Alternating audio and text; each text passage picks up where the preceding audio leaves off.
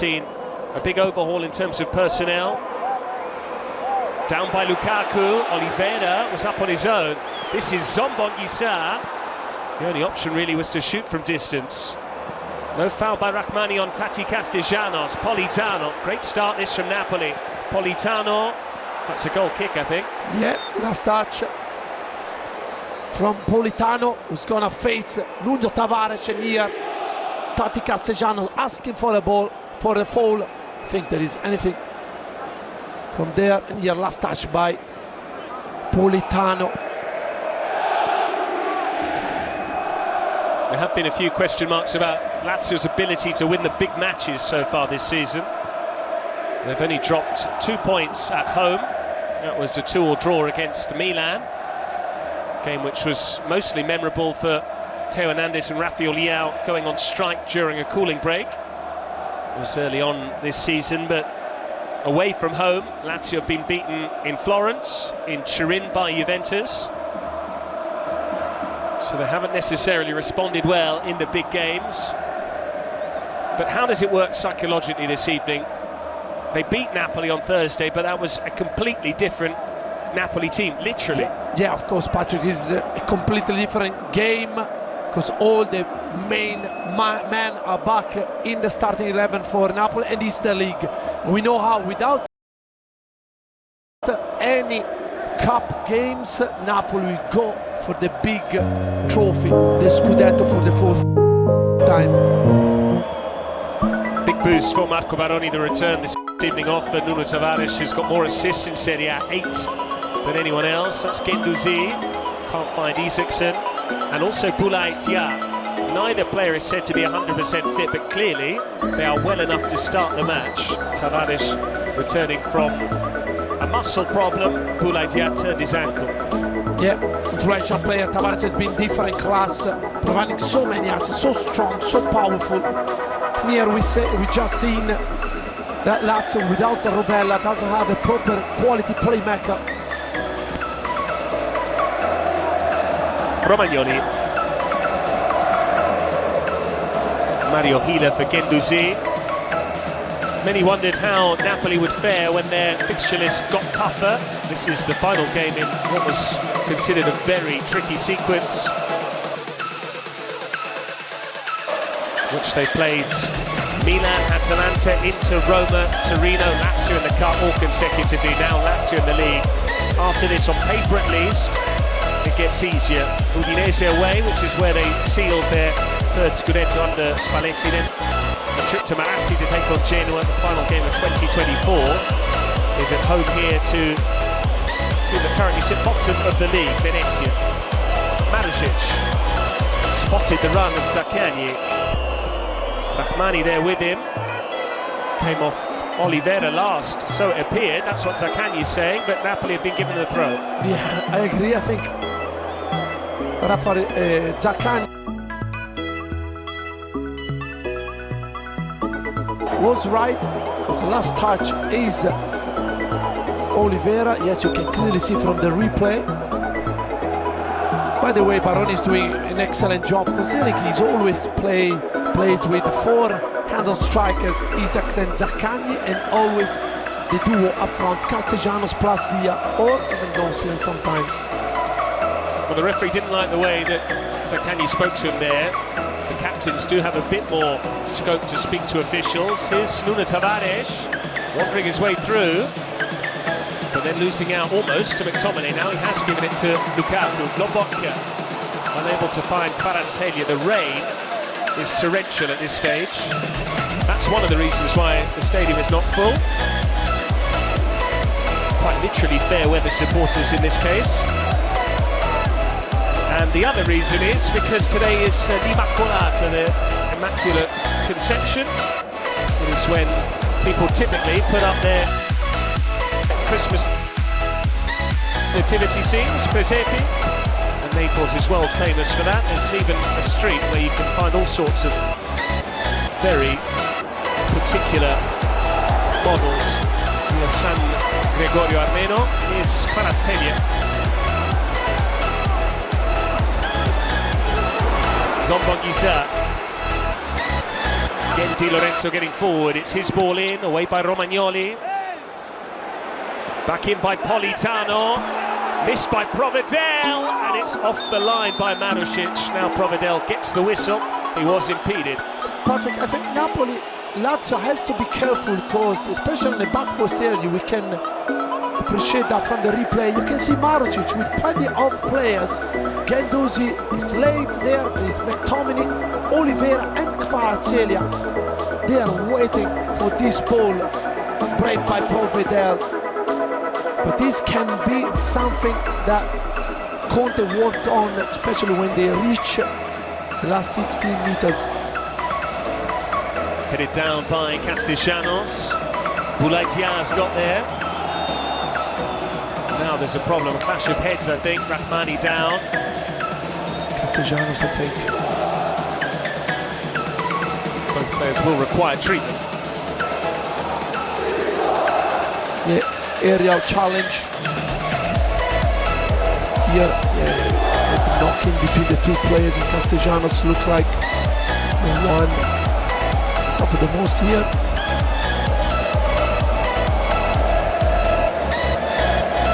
These are the sort of evenings where you look back, if you're trying to win the Scudetto, and say, it doesn't matter how we win tonight, the important thing is getting 3 points.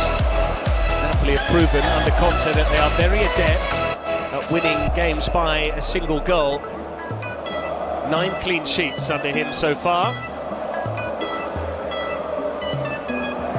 14 league matches, 2 draws and 2 defeats. One was unexpected at Verona on the opening weekend, the other one was resounding, both by the same scoreline, incidentally, 3-0 here against Atalanta. Spoke about how Napoli's fixtures are getting easier. The Biancocelestis are about to get a whole lot tougher.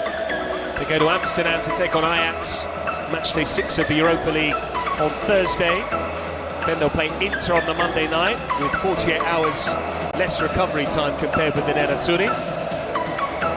Then Lecce away, which is never easy. Marco Baroni will be able to tell you that, as a former Lecce coach.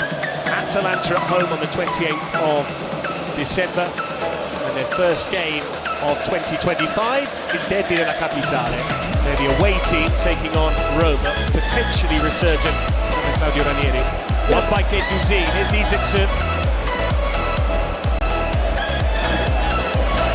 Still going, Isaacson.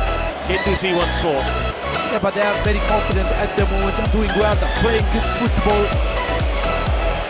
finding solutions under Baroni. He's doing a fantastic job. Delebashiru, lovely turn from him. Now it's Diar, who was caught by McTominay. Promising free kick position now for the visitors. Diar is a wonderful player. Can score goals, he can assist, always playing like a kind of number 10, but he's more mobile, maybe less quality, but he's a handful striker. Did so well with Salernitana, providing, if I'm right, more than 20 goals one season. And they're now attacking the end of the ground where he scored a goal to silence the Maradona and put back the Scudetto celebrations. That was for Salernitana, a 1-1 draw after Oliveira had scored the final day of April of 2023. So much so that the Salernitana players got a hero's welcome on their return to the Arechi. And Napoli ended up winning the title in Udine on a Thursday night. In by Zaccagni, Castellanos round the back, he won't latch onto it. Yeah, Delebashiru was blocking the last man of the defensive line. Napoli, you can see here, look, Delebashiru blocking the last man. Oliveira, the ball, it's too heavy. Baroni did say it will be a different game at the Maradona. It's always likely to be the case. Different venue, different competition, different personnel. Lazio, though, hoping for a similar outcome. They've won their last 2 league matches here. Last season with goals from Luis Alberto, a backward flick. And a goal from Daichi Kamada. Here's Nuno Tavares getting forwards. He cuts it back. Boulaïtia. Castellanos. Nuno Tavares tried to win the header. Politano got the last touch. Corner kick Yeah, when you leave him starting to drive the ball forward is like a big train, so powerful here, spotting Dia unmarked at the edge of the box. Yeah, Castellanos did well to try to scoop the ball the purpose area, but there Politano showing why he's always in the starting 11. That's why he's often preferred to David Neres, because Conte appreciates his defensive endeavour. Neres catches the eye in the final third, but doesn't necessarily provide the same cover at the back. Isaacson with the corner, away by Lobotka. Here's Nuno Tavares, had to pull out of the shot. Clara had tried to break forward there, but the ball didn't reach him. Two very similarly run clubs, two presidents that have been in charge for 2 decades now. Fabio Lotito took over Lazio on the 20th of July in 2004. Just 47 days later, it was the turn of De Laurentiis to take over Napoli. Both presidents incidentally from Rome. And above all, we are now becoming the exception in terms of Italian presidents at the highest level of the Italian game amongst the top clubs. It's because they tend to focus on the bottom line first and foremost, running the club ideally with a profit. Isaacson, Dele Bashiru, Mario Hila. Yeah, Lazio are enjoying a bit of possession, going side to side, try to find the right moment to hit Napoli. You can see pass and move, pass and move. They're very tidy so far.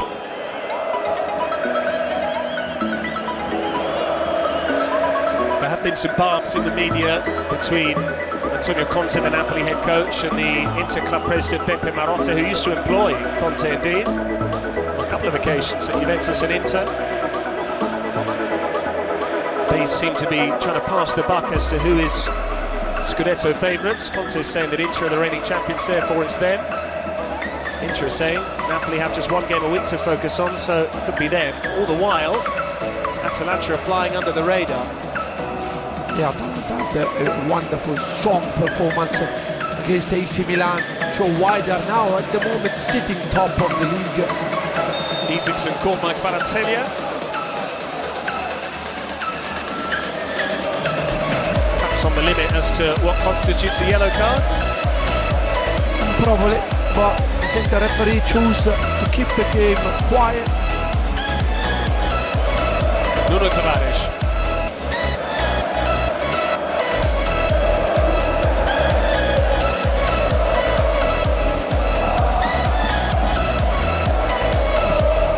Some suggestions that Conte deliberately picked his second string rather churlishly on Thursday to just expose how light this Napoli squad is in terms of replacements for his best 11, to try and subtly suggest to his president that this squad needs reinforcing in January. They might be able to do that if they get the proceeds from Victor Osimhen's release clause. Guendouzi for Boulaye Dia, Bray from Di Lorenzo, and Dia has his name taken, but he was not one of the 3 Lazio players booking away from suspension. They are Mario Hila, Isaacson and Castellanos. Yeah, they both went for the ball. Di Lorenzo anticipated Boulaye Dia. Yes, it's a yellow card near the handball that Kvaratskhelia was asking for. Marzic did well.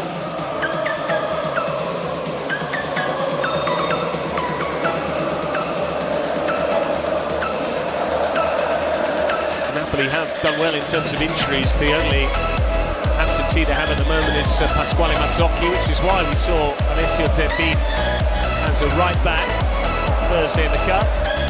Politano for Di Lorenzo. He can look for Lukaku. Now the flag goes up against the Napoli captain. Yeah, good combination. Di Lorenzo is back at his best. The player that was a star in the Scudetto race. Such an influential player. Last season struggled like all the Partenopei. Could football here. And now look like Napoli are starting to build up from the back with Lobotka sitting in the middle of the two defenders to try to build up with the extra man against the two Lazio attacking players. Very few of the Napoli players emerged with any credit on Thursday. Those that did play, Giovanni Simeone was one. Scored again against Lazio, 9 career goals for them, for him against Lazio. Isaacson darting inside, it's a fine save from Mene. That's a gorgeous save by Mene. Isaacson is doing what every single left-footed player is doing, starting from the right, coming inside with his favorite left. Look here, going in between almost 3 players. Caught Buongiorno probably with his right hand, but this is a wonderful save because the ball was swelling and deep. We saw yesterday in the Premier League that Swerve could cause problems. Former Inter goalkeeper Andrea Onana caught out. Zaccagni with the corner, doesn't beat the first man, Lobotka. That was an important save as well for Meret, because he has come under fire recently for being beaten by shots from distance. Lookman in that goal. The 3-0 loss to Atalanta. And in front of the Curva Sud at San Siro, a strike from Hakan Çalhanoğlu in the 1-1 draw at Inter. Great distribution for Nuno Tavares by Provedel, Dele Bashiru, Zaccagni. Di Lorenzo's down, in by Nuno Tavares, and back across goal by Castellanos. I think he was looking for Boulaye Dia. Yeah, Napoli players are not happy. Their captain was on the ground, but that was a chance because Castellanos is very good in the air. Look here. I caught, yeah, with his left boot, Di Lorenzo face. And here, look how Castellano is spilling away from his defenders. And there, maybe Boulaye Dia could have gambled.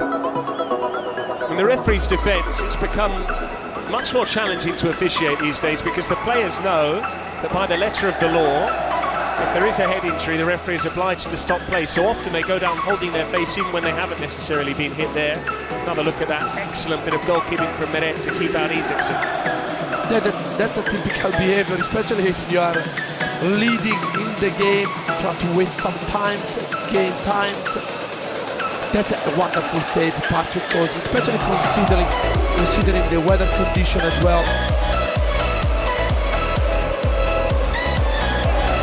This is one player they can ill afford to do without, Napoli, Giovanni Di Lorenzo, who was so close to leading the club in the summer.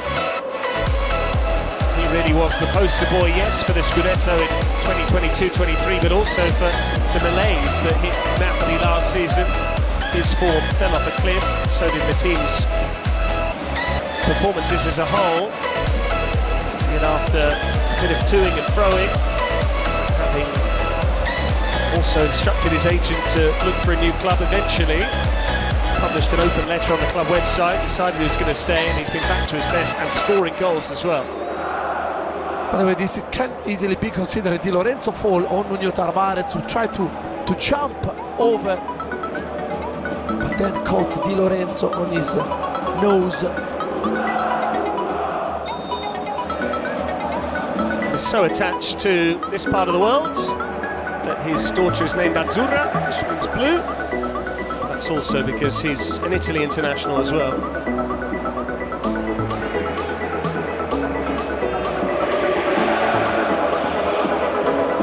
Napoli won't panic if it's goalless. They will often back themselves to keep a clean sheet and just nick one goal. It was enough to see off Roma.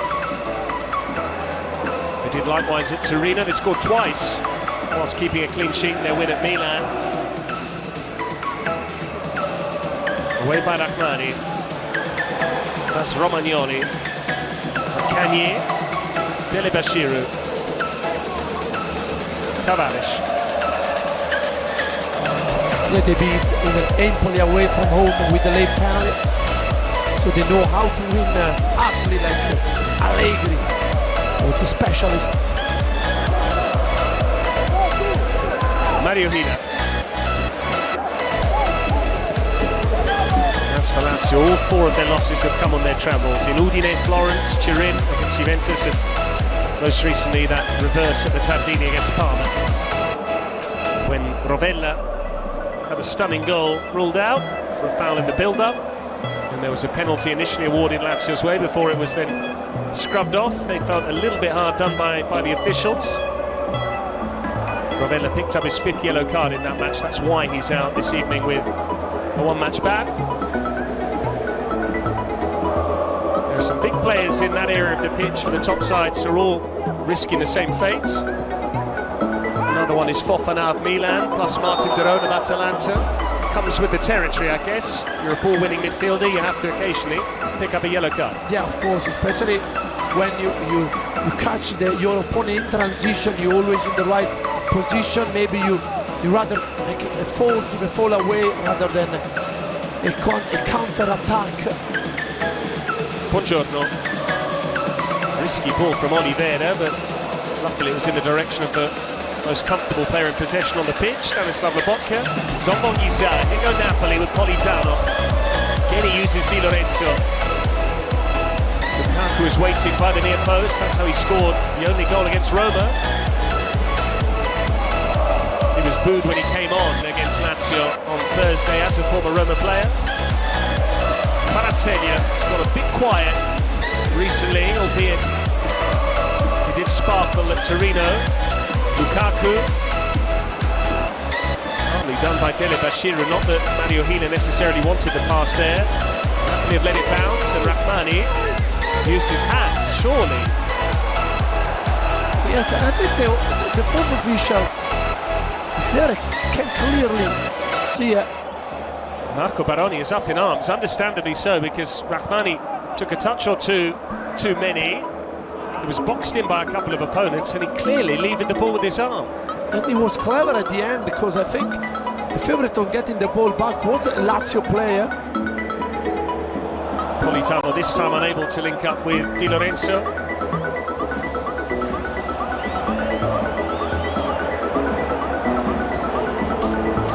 Zaccagni is losing out there to Lobotka. Lobotka. McTominay loves to shoot. No foul by Mario Hila. Politano picks up the pieces and tried to prod it through towards McTominay. Optimistic appeals for a penalty for handball. Nuno Tavares. Guendouzi beating the press. Dia. Won fairly by Kvaratskhelia. Buongiorno. Here's Kvaratskhelia once more. It's not been particularly intense in terms of tempo. A couple of times both teams had the chance to break the defense in transition. Good tackles flying here. Kvaratskhelia testing Isaacson defensively. Kvaratskhelia with the cross. Easy for Mario Hila to sweep it away. Buongiorno, certainly a signing that Napoli have got right this season after some underwhelming recruits last term, the likes of Nata and Cayuste, amongst others. That's a foul by Oliveira on Guendouzi. Hila did so well to spot Oliveira run and intercept the pass. Here Guendouzi with a bit of experience, winning the fall under massive pressure. Here, yes, Isaacson was going to win the ball probably there. Here the appeal, Politano appeal on Nuno Tavares, who's probably outside the box. In which case the video assistant referee can't intervene if he wanted to. I'm not sure the arm was necessarily in an unnatural position either. It was down by his side, albeit slightly away from his body. Manušić got up early, so too did Oliveira.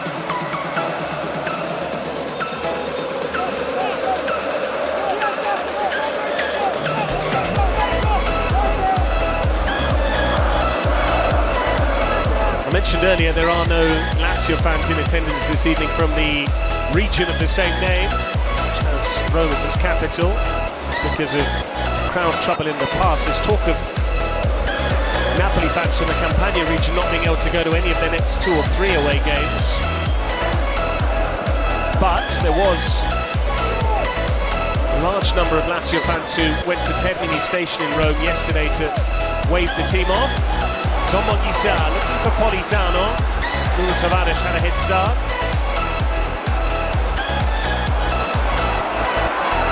But the reports vary as to how many fans were there.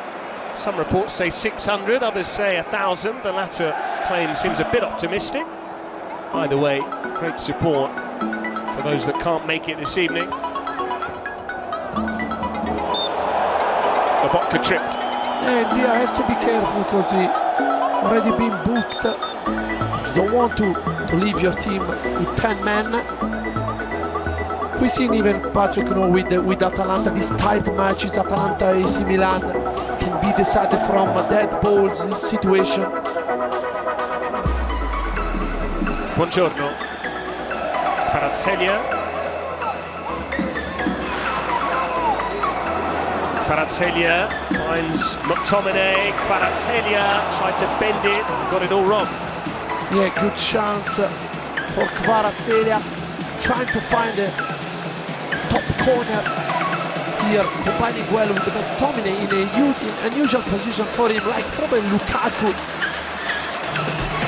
Preferred position. Conte is happy with that move. The ball went. He'll be saying bravo Scott, well done McTominay. Less so Kvaratskhelia, didn't strike the ball as he would have liked. Do remember him scoring against Lazio on his first game against them. It's away from home. That Scudetto season. That's a foul by Castellanos meantime on Buongiorno. Yeah, Buongiorno is very another player, very good in the air.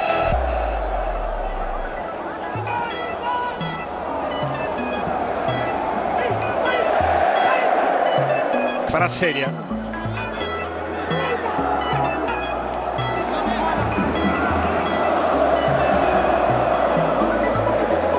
Napoli's stated goal this season is to return to European football. They haven't stated which competition. You would imagine the Champions League. Politano. And again, and if Napoli were to win tonight, they'd open up a big lead over the teams below them in the Champions League places. Lazio down in 5th on 28 points. It would go 7 clear of their opponents.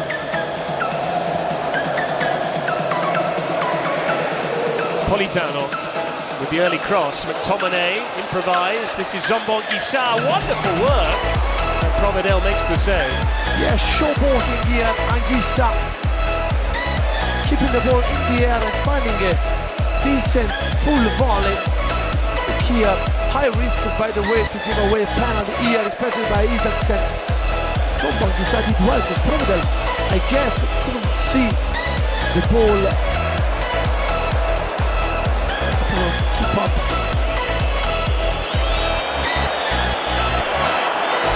Nuno Tavares. So hard to stop once he gets moving. Zombonguisa did well there because he was also nudged by Isaacsen. In fact, it was good defending.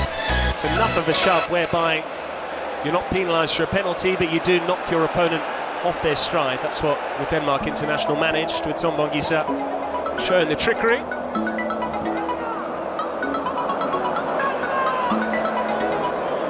Buongiorno.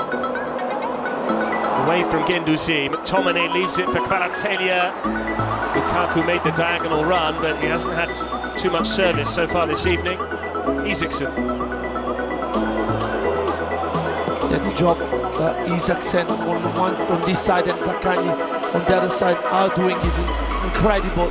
Because they're always there, the first to help when Lazio are defending. This allows Baroni to play with this attacking formation. Manuel, we've spoken about Napoli winning 1-0 against Torino and beating Roma by 1-0. You can make an argument for the Roma game, certainly. They also only beat Lecce here by 1-0. They won 1-0 at Empoli, a match you mentioned, with a penalty. Is there not a case to say that in the long run, over the course of the season, say what you like about playing one game a week, if you don't score enough goals, if you don't secure those big, easy wins, occasionally it can come back to bite you? Yeah, of course, because if the result stays like that, You can't give away a goal, a cheap goal by an own goal or a set piece, we say that, but I think they're happy with the solidity they are showing at the moment because they know that somehow in a set piece, a penalty, they're gonna score. I think we know Conte, we've seen him so many times. Always first, don't concede, then we got a chance to win. Rahmani, there's talk of them strengthening the squad in January if they were to get the 75 million euros for the release clause for Victor Osimhen, who's out on loan in Turkish football at the moment with Galatasaray. Talk of Patrick Dorgu of Lecce, Jacopo Fazzini of Empoli, and possibly return to Italian football of Jakub Kivior, who's with Arsenal, former Spezia defender. 10 minutes to play until the break. Buongiorno. Lobotka, McTominay, nearly lost it to Isaacson. Matias Oliveira. Lobotka, Lukaku. Plenty of blue shirts in the middle here for Kvaratskhelia. It's his cross, away by Zaccagni. Dia pulled out of the challenge because he's been booked. That's now affecting his play. Politano, Di Lorenzo could have cut it back for McTominay. Instead he smashed it across the 6-yard line. Politano striking it, and Provedel watched it wide. Even now Napoli putting Lazio under massive pressure. And every time they reach the last 8-10 yards, you can see that Lukaku is sneaking in between the two centre half to find the right position here. Good try by Politano, but the ball is not bending enough to trouble Provedel. Had he bent that into the far corner, I think we could have started calling him the Roman Robin. Yeah, but he scored so many goals from there. The same that happened there to Isaacson. You know they're gonna do that, but you cannot stop them.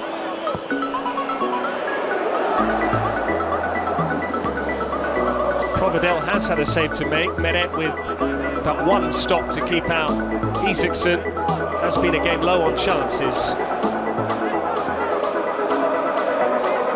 But Lazio will also back themselves to find a goal one way or another. 13 different scorers in Serie A. It's a league high. Same number as Inter, the reigning champions. Lobotka under pressure here. He very rarely panics though.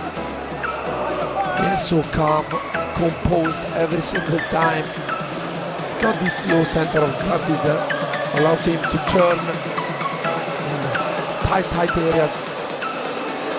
It is impressive just how competitive Lazio are when you consider they no longer have Ciro Immobile, Luis Alberto's moved on, Felipe Anderson, Sergej Milinkovic-Savic before them. Really were long-standing members of the modern side. Yet Marco Baroni has been bestowed with a good team, if not a great one. Certainly getting the best out of players, some of whom he worked with in the past, like Tijani Noslin at Verona. Yeah, but you can see they're a very compact team, confident as well. You can see working hard, because here Castellanos, Isaacson, Zaccagni, Dia, always doing their duties when they are defending.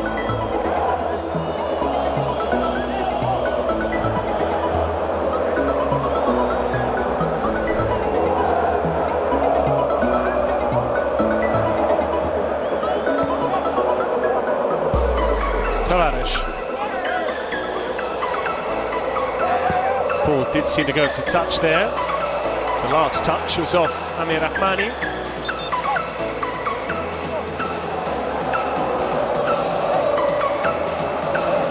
And dare I say it, looking at the two team sheets in terms of the benches and who can get a goal off the bench, I would say Lazio have more weapons than Napoli necessarily possess. Pedro, Noslin, Shauna.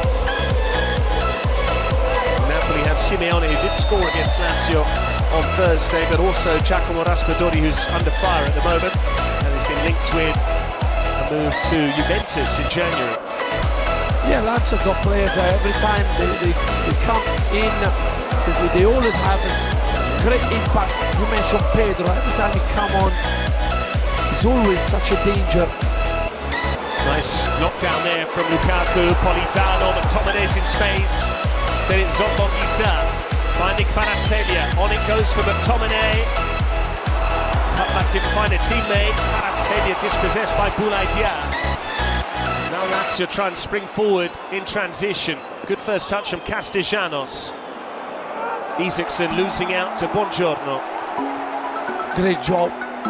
Defensive job from Dia, helping his teammates from the edge of his own box. Napoli now finding the triangles to build up from the back themselves. 5 to play until the break.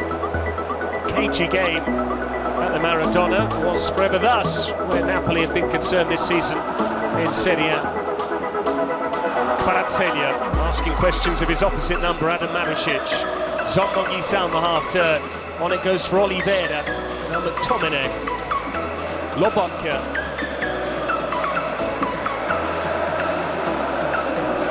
Kvaratskhelia. Still got the ball. Zombong-Issa. Kvara's gone down. This is Lobotka. A few jeers from the Maradona, some appeals for a penalty that the referee Andrea Colombo quick to wave them away. Rahmani. Politano.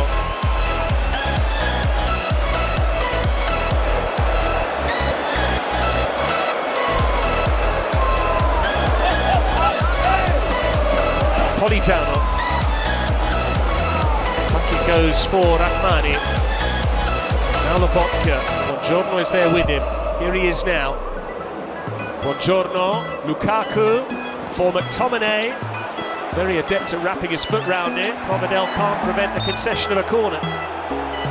Yeah, patient build up from Napoli, trying to find room to shot from this and here. He's doing well here, but then being nutmegged outside the box again, between this challenge between the two players. Now Napoli got the chance from corner. Well, we mentioned earlier that players typically in the modern game now tend to go down holding their face. That's another thing they tend to do. If they do go down injured, they do so on the pitch. But Napoli will now take this attacking corner. 10 v 11. Kvaratskhelia off the pitch getting treatment. Politano with the ball in. Provedel just instructed Nuno Tavares to let it drift behind. Yeah, and then all the Napoli players in the box will be absolutely disappointed, because everybody is attacking the front post area. And Politano overhit it. Have a look at that fine bit of defensive work from Alessandro Buongiorno. Kvaratskhelia is reportedly close to agreeing a new contract with Napoli. That's been simmering now for over a year. Potential deal take him up to 2029 is supposedly on the table. It's encouraging the fact that Cristian Zaccardo, the former Palermo defender, a World Cup winner with Italy in 2006, he was at the Olimpico to watch Lazio against Napoli in the Cup on Thursday. He's part of Kvaratskelia's entourage, and that he was one of those who claims to have flagged the player up when he was first at Rubin Kazan in Russia, and then Dinamo Batumi in his homeland of Georgia. Then again, so many have claimed to have discovered Kvaratskhelia, including Eduardo De Laurentiis, who's the son of Aurelio. Then again, that was in response to the fact that Cristiano Giuntoli was leaving Naples, and they didn't want to give him any credit for discovering Kvaratskhelia. By the way, Lazio is doing his defending properly, very tight in between compartments, not giving Napoli the chance to here.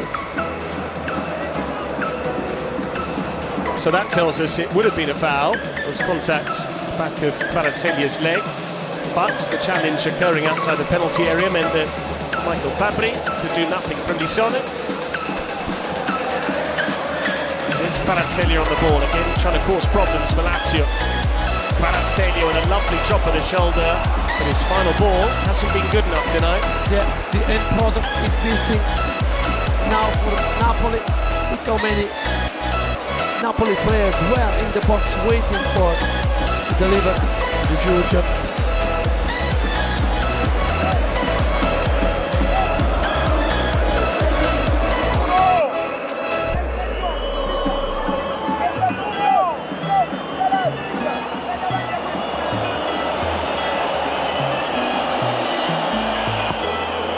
Few boos because Provedel taking his time over the goal kick. Won well by McTominay.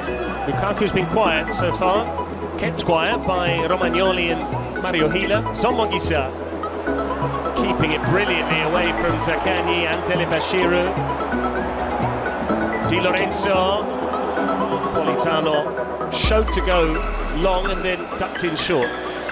Yeah, this is another player that is doing so well under Conte. 2 added minutes at the end of this first half. But if this result remains after 15 match days, Atalanta, the club from Bergamo, would be top of Serie A, the reigning Europa League holders. McTominay, Kvaratskhelia, who was being fouled by Mario Hila. He's asking for a yellow card against the Spaniard. And I think Napoli players are getting nervous. Kvaratskhelia trying to go all the way through the middle. He was fouled, and now Guendouzi has his name taken. Trying to frustrate Napoli players. Here Zaccagni asking why. How can he be a yellow card? But probably scores too many fouls has got against Lazio and Romagnoli.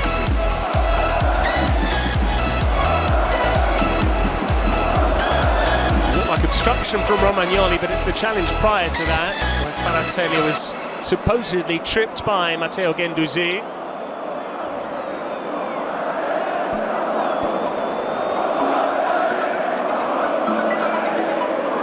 Napoli used to have plenty of very good free kick takers when you consider Insigne and Callejon and Mertens. These days, not necessarily known for dead ball situations. There is the MVP for the 2022-23 season, who certainly fancies this.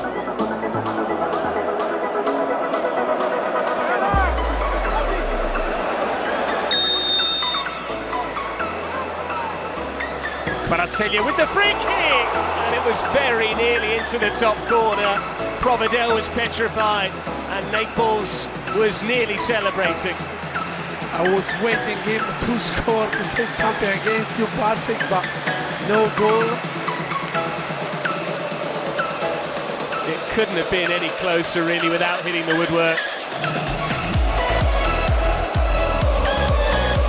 I nearly talked myself into trouble there, didn't I? Yeah, but you know the script, so now.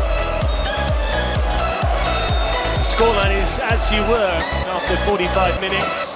No change here between Napoli and Lazio, despite the best efforts right at the end there from Kvaratskhelia.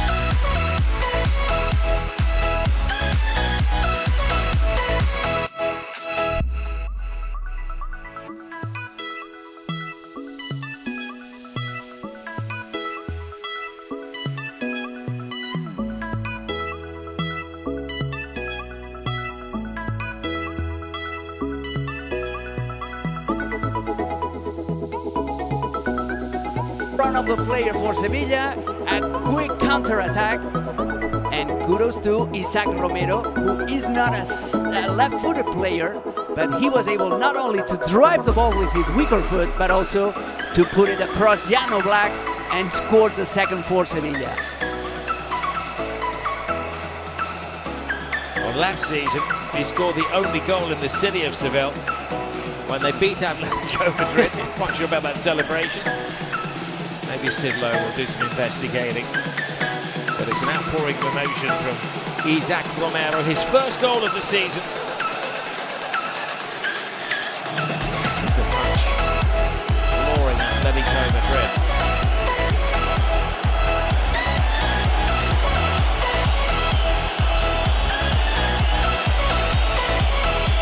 This is when Simeone needs the supporters on his side to make it daunting. Some grounds, some clubs are bound to be having a go with the coach and the players here, but it just riles them up at the Metropolitano.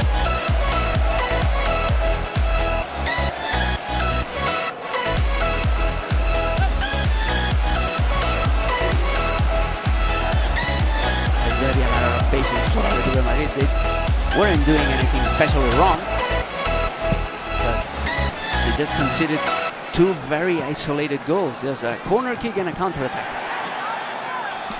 They haven't conceded 2 goals in a La Liga game since the opening day of the season when they went to Villarreal. They'd only conceded 8 before today in all of the La Liga matches, so this is a bit of a turn-up for the Bucks.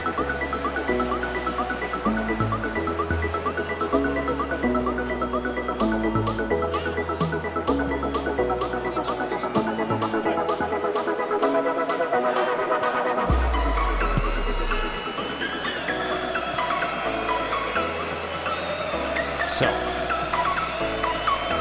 it's a big tackle there. Peque, the number 14, another one of the younger players, as you mentioned. It's a more youthful side these days. That's why they brought in Pimienta, who worked with the younger players at Barcelona. He's brought down the average age, and it brings energy.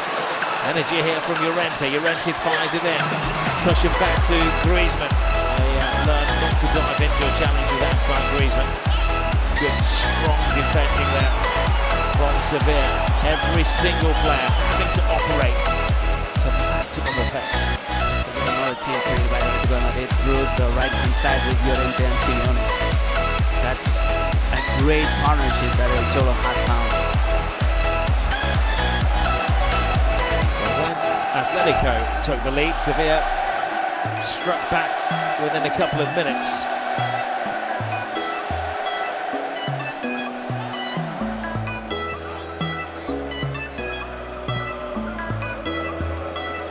Adios. Llorente. Caught in 2 minds there, I think. Now, of course, Llorente didn't know whether to cross it or control it.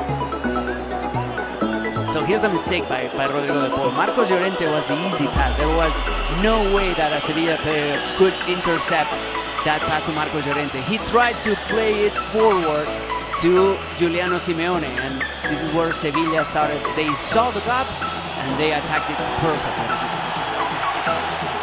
They're playing on the weakness of Atletico Madrid. Jimenez is a fine, muscular central defender, but he has been struggling and missing training this week with an ankle injury. And he was maybe a yard off the pace then, maybe a couple of yards behind Isaac Romero in the front race to the ball.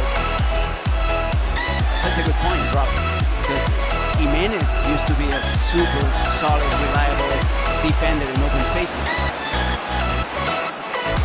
Look at that, Sevilla going for the 3rd goal here. That really would be a turn up for the Bucks. It was only a couple of steps ahead of Isaac Romero.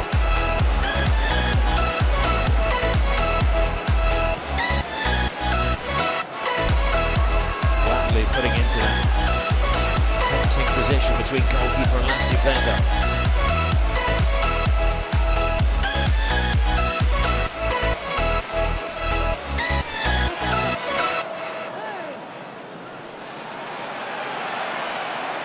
Gallagher plays it blindly to Galán.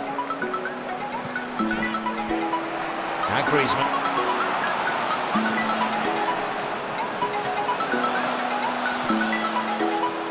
Griezmann to Alvarez. Alvarez is having an off night.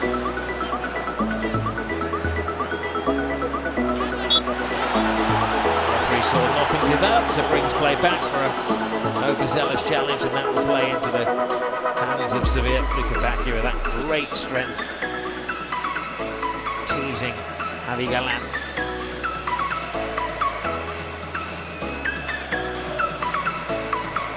Here's Salas. As we analyse at half-time at the FC studio with Kay and Casey. Luis Garcia, Sid Lowe down on the shop floor. So what a brilliant ball it was from Salas. He's holding down this problematic left-sided position. He's got a most definite assist on that goal. It's a brilliant ball. A definite training ground move to turn defence into offence. The battle was perfect, Rob. It went ahead of Isaac Romero with the perfect pace for him to arrive with advantage toward Jimenez. Yeah, those invisible passes that people tend to forget. Depot. Long lane. Too much on the pass. This is a pass that people shoot for. But at the ball, the way he goes around Jimenez and he acts quickly before Lenglet can arrive to the rescue. That's a perfect execution, and very much needed, as you mentioned, and very much needed by Sevilla, because as Sid Lowe pointed out before the game, neither Isaac Romero or Iheanacho, the two number 9s of the team, had scored in the league before this game. Isaac Romero, the scorer of that goal, has come a long way in a very short space of time. He's a rough diamond. Didn't actually make his debut as a senior professional until January last year, 11 months ago. Before that, he was playing amateur football. Picked him up from the local leagues, gave him a bit of a shine, some extra training. He's progressed through the severe B team. A number of players in that side who are much younger than him. Atletico Madrid getting onto the front foot now, giving chase as Simeone can hold joins in. Diego Simeone be up there on the field of play as well if the fourth official wasn't restricting it.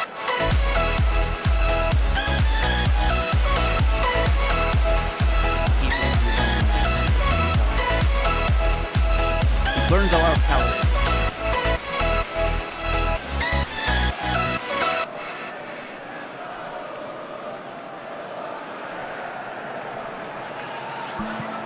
Depot.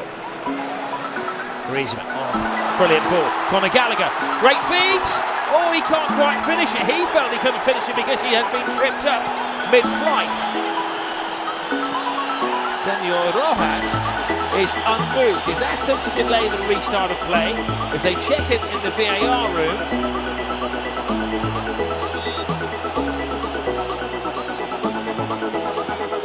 There's a contact.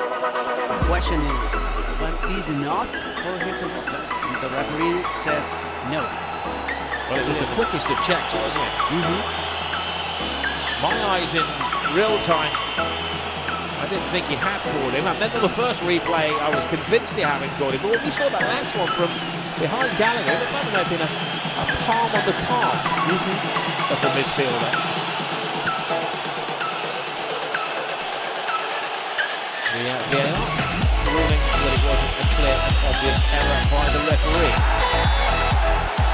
Not a lot of land here agreed with that assessment.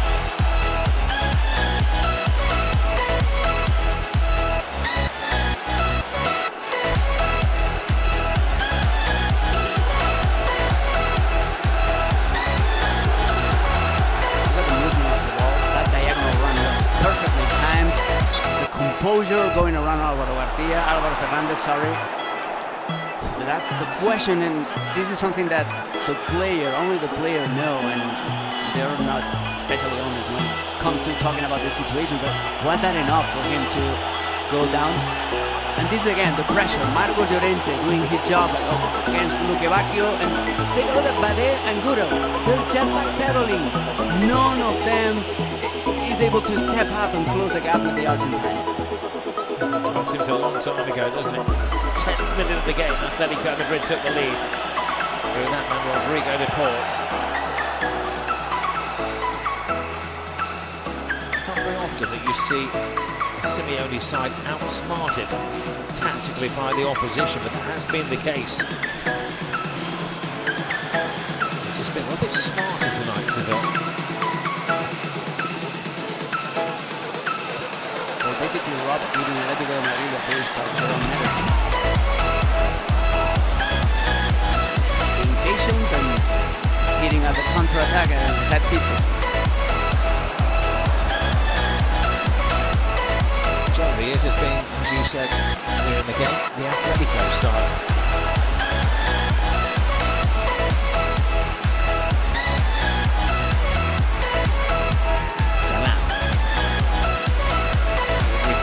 mistake. Simeone forces the mistake. And wins the ball back. Gives it to Depol. Clever pass. Oh, superb finish! Alvarez!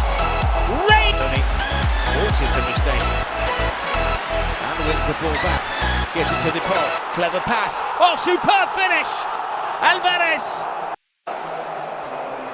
He is living his best life in the colours of Atletico de Madrid.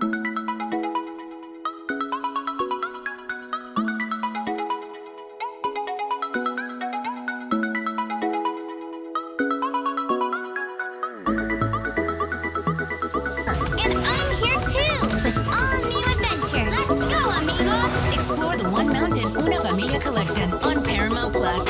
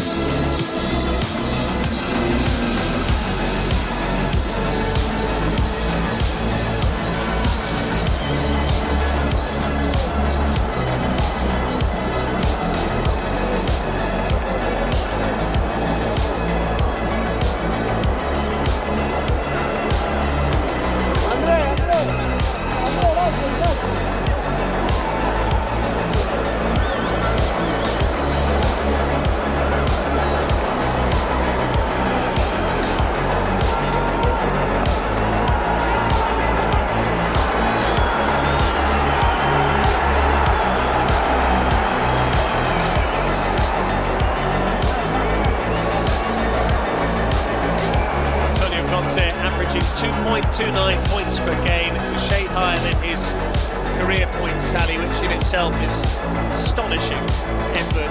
That is why he's there or thereabouts when it comes to the title shake-up. That's why Aurelio De Laurentiis, the Napoli president, believes that he can take them to the title this term.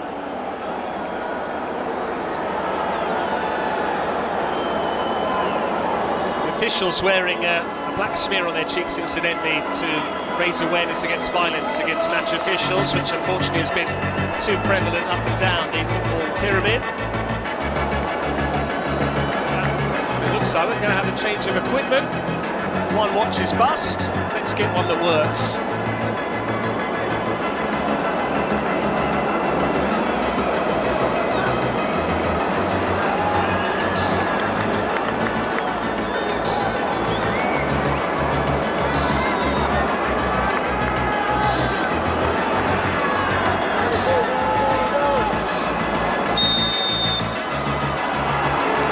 Have been kept quiet thus far by Lazio. But if this season has taught us anything, it's that the Partenopei are more than capable of scoring a winning goal in the second half to take a 1-0 victory. Manuel Pascali, can they do it again tonight? They look to do that. They look to try the episode to win this huge game. Yellow card on the way from McTominay. His touch was heavy, and then in trying to repair the damage, he's only gone and compounded it by lunging in. Inside 30 seconds of the restart, McTominay has his name taken. Yeah, this happens so often, Patrick, when you do a mistake, you miscontrol the ball with your first touch, and now Lazio got a chance from set piece.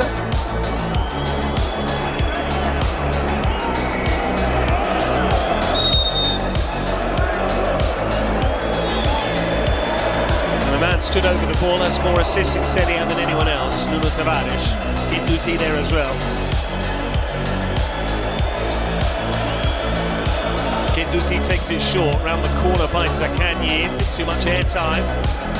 And Isaacson won't keep it in play. One from the training ground at Formello, but it needs a bit more practice, I would suggest. Yeah, good idea. This was Zaccagni pass was not the best. Zombongisa into the channel. Romagnoli's had nightmares in the past when it comes to Romelu Lukaku, when the two are playing on the opposite sides of the Milanese divide. Lukaku frequently made Romagnoli then of Milan look silly. So far he's coped okay with the Belgium international. Yeah, both him and Vida are doing well, keeping all the Napoli stars quiet so far. Mario Hila. How much of Lazio missed Rovella this evening, a proper playmaker in the middle of the park? I think they are missing him big time, because he's the man that can dictate the tempo of the game. He had an absolute nightmare last week. It's been his goal has been called off. Then he gave away the second goal, giving after a huge mistake that led into Dennis Mann opening goal. He's having a fantastic season. He's been called by Spalletti as well in the national team.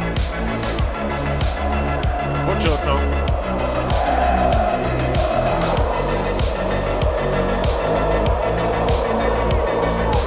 Rahmani.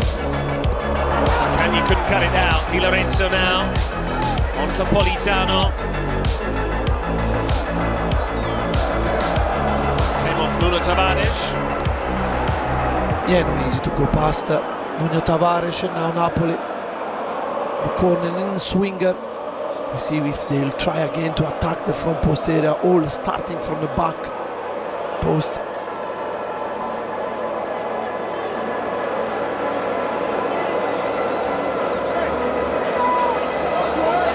Napoli hoping to strike from a set piece here.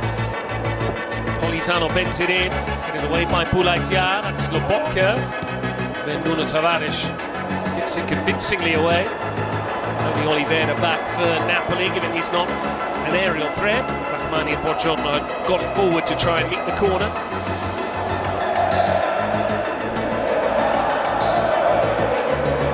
Is it fair to say that this Napoli side under Conte is very different from the successful ones under Maurizio Sarri and Luciano Spalletti?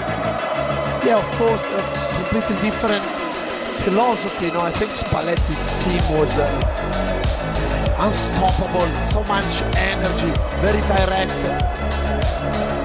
McTominay. Oliveira gives chase, or gets to the ball as well.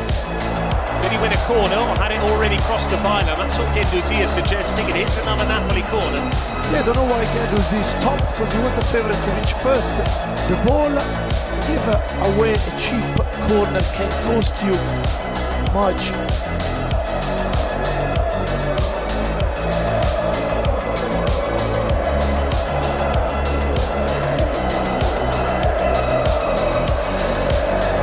Again, that tight bunch of blue shirts inside the 6-yard box. Kvaratskhelia takes the corner. They haven't made the most of these so far this evening. Yeah, and they've been so dangerous. Here, Rahmani went into Provedel to avoid the Lazio goalkeeper to start quickly play. Rahmani, like Tomine before him, picks up a yellow card, and because Napoli have such a settled side, the idea that they might miss one of their key players for suspension could prove to be costly. There are very few positions on the pitch where you think, if he's missing, someone else will step in and provide the exact same performance levels. We saw that on Thursday. Yeah, you mentioned that they're gonna maybe try to sign new players. I think the centre-back position is the one that they're gonna try to adjust with maybe a new player, because there we've got Rafa Marin and Juan Jesus. Dele Bashiru too strong for Lobotka. Dele Bashiru! He struck the frame of the goal, couldn't have hit it any sweeter. And Lazio so unlucky not to take the lead. Absolute stunner of a strike, right on the crossbar. Wonderful strike by Dele Bashiru. Lazio so close to getting the opening goal. Lazio won it back high on the pitch here. Castellanos. Mario Hila couldn't take it with him, but Tomine could now try and run it away for Napoli. Kvaratskhelia.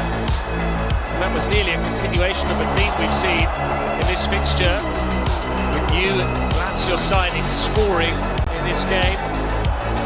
It happened with Vecino, it happened with Daichi Kamada in particular. And they've scored some stunning goals as well in this fixture. Luis Alberto with a near post flick, Vecino from outside the box, Kamada likewise.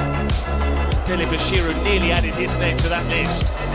That was a wonderful strike here. Lobotka losing unusual the ball. Look here, that's a thunder strike from Dele Bashiru.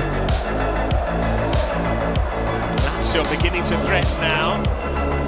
If Napoli go on to win this game, they might look back on that as a key moment. Just how close they came to conceding. Guendouzi, Nuno Tavares.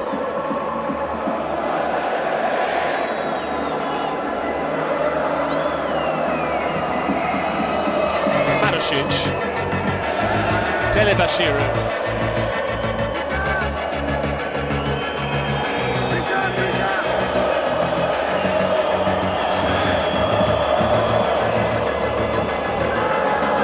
You know, I've got, Patrick, the impression that Napoli are a very solid team, but they're not got the energy, that change of rhythm, tempo they used to have, or got compared to maybe other teams in the league. Inter, even AC Milan, when they want to change, when they want to change gear, they can do it. Napoli, if Kvara receives the ball, yes. Look here, what a strike, astonishing. Let's be. Look, the ball is not even moving in the air. Bit of luck for Napoli. Might have been goal of the season, match day 15, had it gone under the crossbar rather than against the frame of the goal. Nicely done by Boulaye Dia, who was caught, and all of a sudden Lazio first to every loose ball. They're winning every 50-50, and they look the team more likely to score here at the Maradona. Yeah, because they've got plenty of play with energy, with stamina, especially in the middle of the park. Romagnoli, it's a lovely switch of play. Isaacson used his shoulder but got it wrong. Now he wins it back. Kvaratskhelia. Still Isaacson. Guendouzi. Marušić with the cross, away by Lobotka.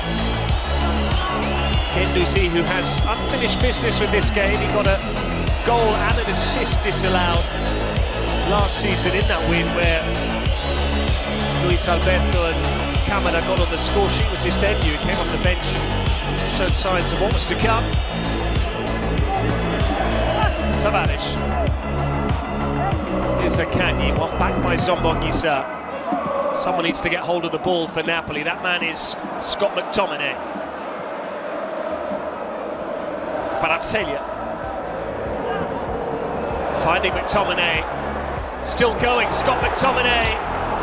Just when he had the chance to pass, he didn't spot Lukaku in time, and the moment went. Brilliant. I think it was Romagnoli. Wonderful tackle, because McTominay did so well here, going past a couple of players, showing his strength. Look this by Romagnoli.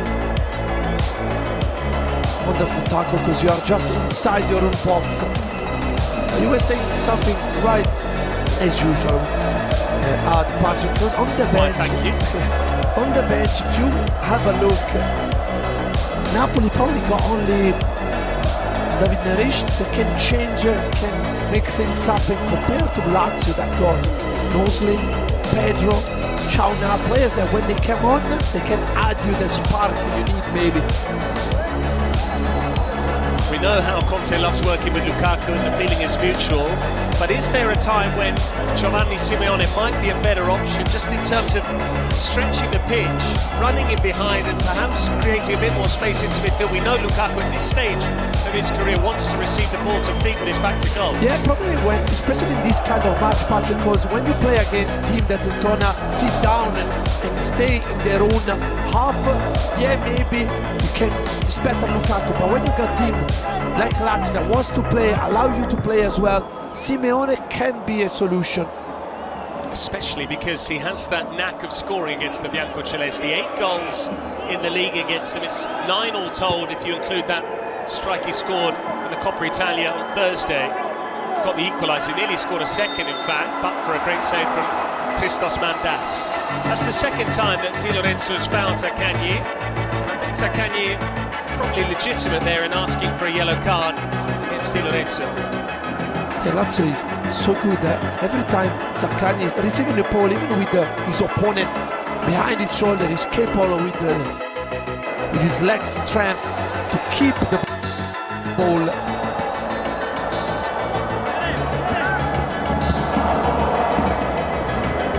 Zaccagni is one of the more famous names in your phone book. Yeah, alongside the Kwame, there are 2 young players I played with ages ago. Rachmani, Politano, won fairly by Nuno Tavares. Again, Lazio winning the physical duels. Zaccagni. Again, the big switch of play for Isaacson. Referee's given that. I think it must have been the assistant who just communicated to him. But Romagnoli, after that 50-50, has come off the worst of the 2. Don't know whether he's just jarred his knee when dispossessing McTominay, but this is a blow for Lazio. Yeah. His knee against knee is a sore one, and we're gonna see if Baroni will opt for Patrick to play there, or maybe a more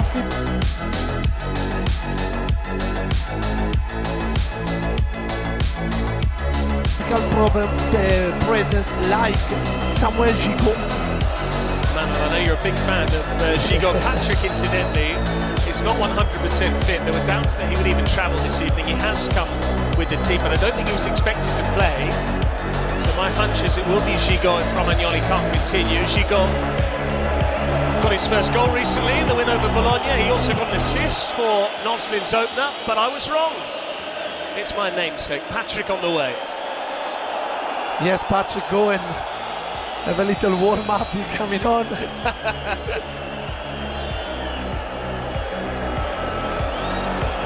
Yeah, but this... no one would pay to see that. You said, especially against Lukaku, I think you would do right, but now you know, big blow, because Romagnoli is the one that is the leader, the back four, taking the tempo, the moves.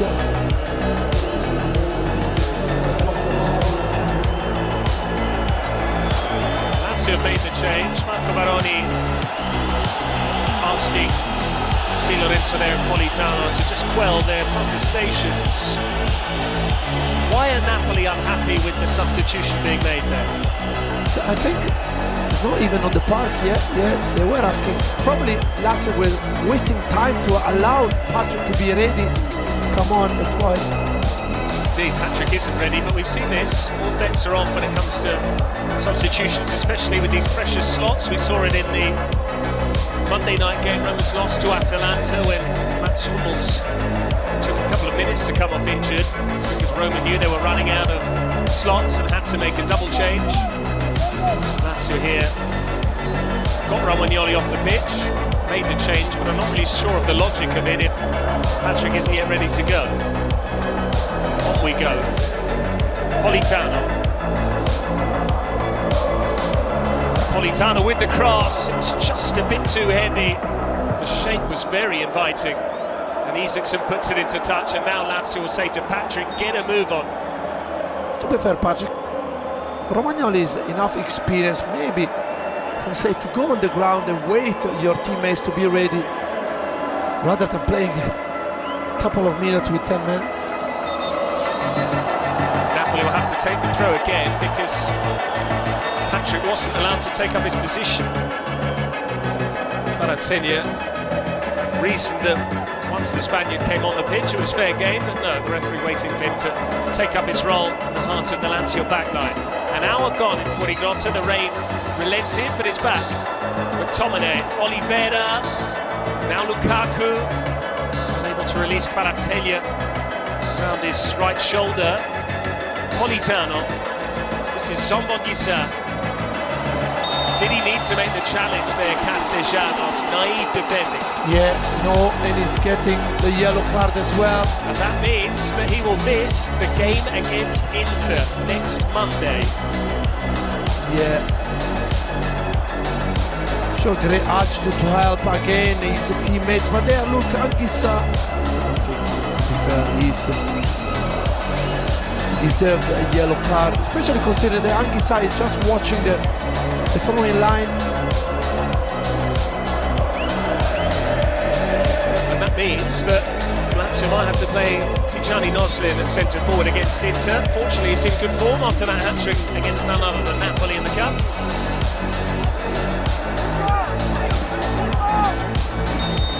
Can Napoli make the most of this dead ball situation? Politano takes it. Kvaratskhelia beaten to it by Guendouzi, and now Lazio bombing forward with the quickest player on the pitch, Nuno Tavares, up against Oliveira. They've got men over on the near side. Nuno Tavares couldn't find a teammate. Yeah, good chance for Lazio. But Napoli did well. Yeah, Castellanos shot again. He's not happy with a yellow card. He knows he's gonna miss the next crucial game, but there is still 30 minutes to play, so it can have an impact here. And we've entered Lazio time. 16 of their goals have come after the hour mark. Data from the first 14 match days. This is round 15, lest we forget.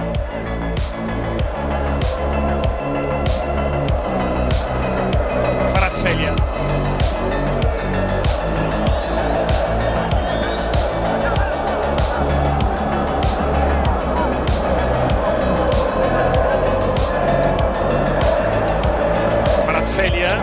Cleverly done for Oliveira. Guendouzi in the way. Giorno couldn't get out of the way there. It's a Lazio throw. Did not wait for the ball to go off the field. Napoli have a great record on this ground under Antonio Conte. Just one team has come away from here with points. It was maximum points for Atalanta, the 3-0 winners.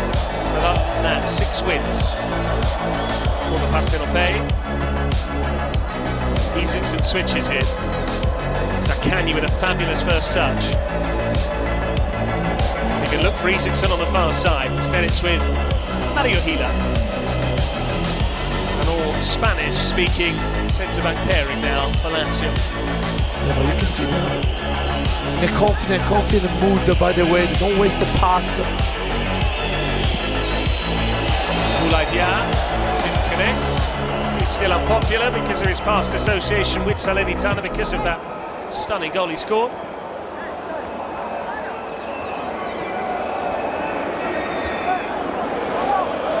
Besides Patrick coming on for the injured Romagnoli, we're yet to see Pedro. We haven't got a sight yet of Noslin or Chauna. Politano. Tominay had found a pocket of space. Instead, Politano goes the other way. Buongiorno. Kvaratskhelia. Nice triangles from Napoli. Zombonguissa. Kvaratskhelia. Didn't quite collect it. Isaacson. Foul by Zombonguissa. Yeah, so clever. Isaacson receiving the ball under massive pressure. Does everything well, winning a foul from there. Lazio can start again.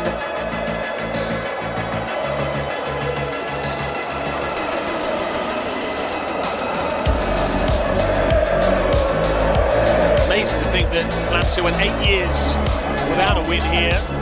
They've won 2 on the bounce in the space of 6 months. March 2003, September 2003. They've come closest to scoring this evening. That wonderful shot from Dele Bashiru striking the crossbar. Nuno Tavares. Politano saying it caught his shoulder. Castellanos tried to steal 10 yards there, picking up a different ball. Yeah, we're gonna see if sooner or later we're gonna see on the park Pedro or Nosley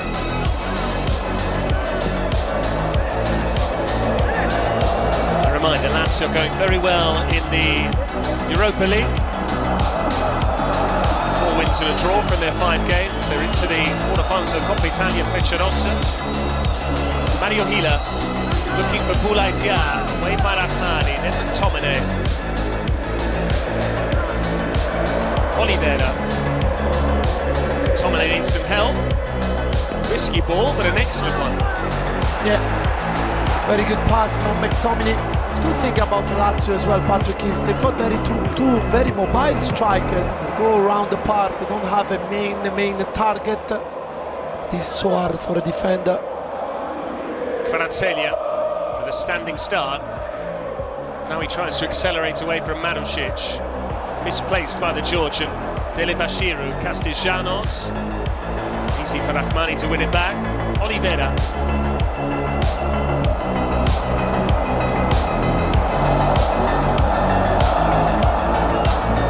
See those grass stains on Di Lorenzo's shorts. He's done plenty of sliding this evening. Kvaratskhelia away from Isaacson. Still Kvaratskhelia dancing his way through the Lazio defence. Di Lorenzo, Zombonisa. Now it's Politano.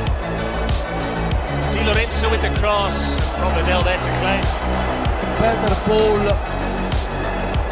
Would have found McTominay again on the back post area, unmarked. And I think a couple of Lazio players are ready to come on. Marco Baroni feels he can get the win here. He's never beaten Napoli as a coach. He's had that one Serie A meeting with Conte way back in 2009, a 2-0 loss for Siena against Atalanta. Conte's time with Lader didn't last very long.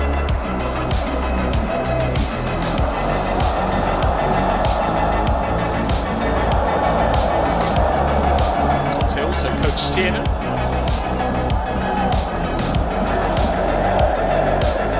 Pedro on the way, and Noslin, the bane of Napoli, certainly in the cup.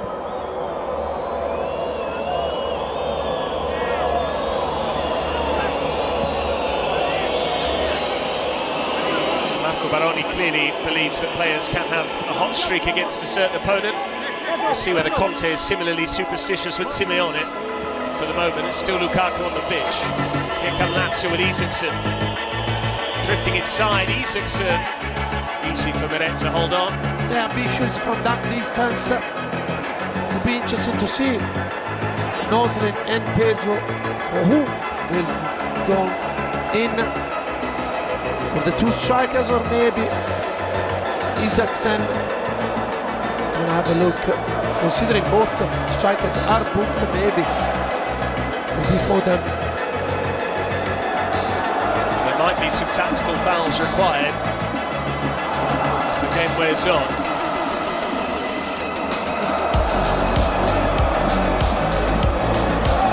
Lobotka. Rahmani. Di Lorenzo. Lukaku calling for it. Instead it's the other way for McTominay. Out by Marušić. Isaacson took a chance there, stepping past Kvaratskhelia. Napoli have it again. Lobotka. Referee nearly in the way. Oliveira. Kvaratskhelia staying wide. It's his cross. Zombonisa, who got the last touch. Corner. Yeah, brilliant defending by Fila here. Because Anguissa is popular to make this late run. And now corner in swing again. As we know by now, you very rarely make a substitution when you're defending a corner. Lazio holding fire with the double switch.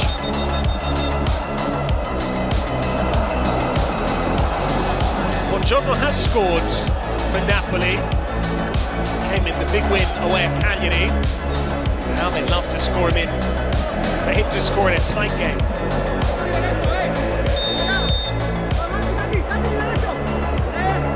Kvaratskhelia curling it in. Zombonisa, it's caught the post.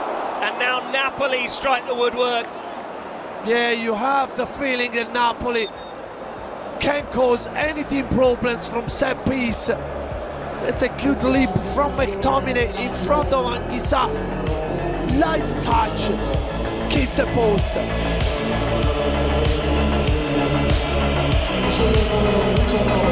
Bouladia is withdrawn. And Castellanos, who will play no part because of suspension against Inter, is taken off. Pedro and Noslin coming on. It wasn't just the hat-trick for Noslin. Pedro won a penalty, albeit that Zaccagni saw saved by Caprile. And Pedro also flicked it into the path of Noslin after Zaccagni set up the second. This is the header from Tom Monguissa. Yeah, it's so close. Well taken by Kvaratskhelia there. Provedel cannot come off his line to start too many bodies. Pedro was 37. You never know it from how mobile he is, from how effective and tricky he is. Zaccagni saying he was caught there. We play on. It's just a Lazio throw. Pedro scored 6 goals across all competitions this season. 5 of them came in the month of October. Now he wants to score in December. Pedro for Zaccagni.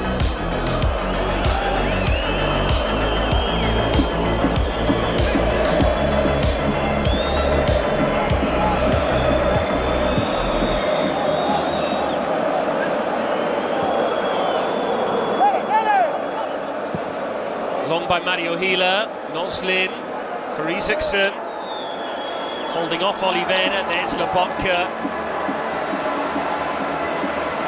Isaacson can't make the challenge on Kvaratskhelia, who finds McTominay, Lukaku on the move, the pass was over here. I think the Lukaku move was a good one, but I think that McTominay could have gone by himself. It was just outside the box.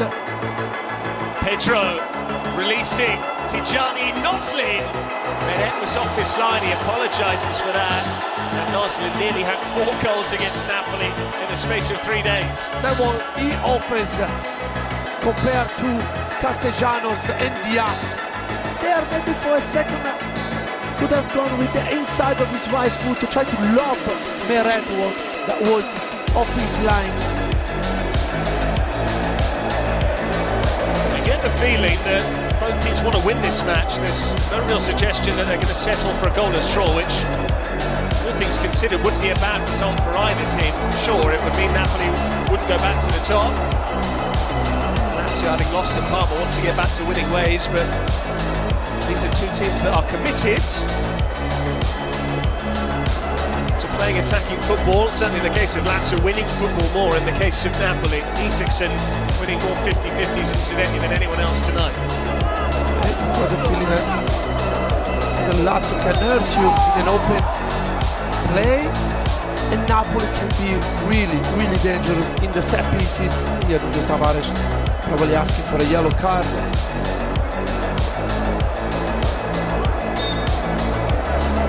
And this is the chance. Look, Lukaku is joining away one defender.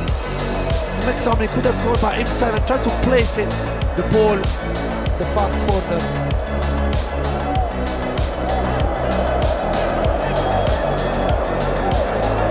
David Neres on the way. With a few players that can beat his man in this Napoli squad. Zaccagni.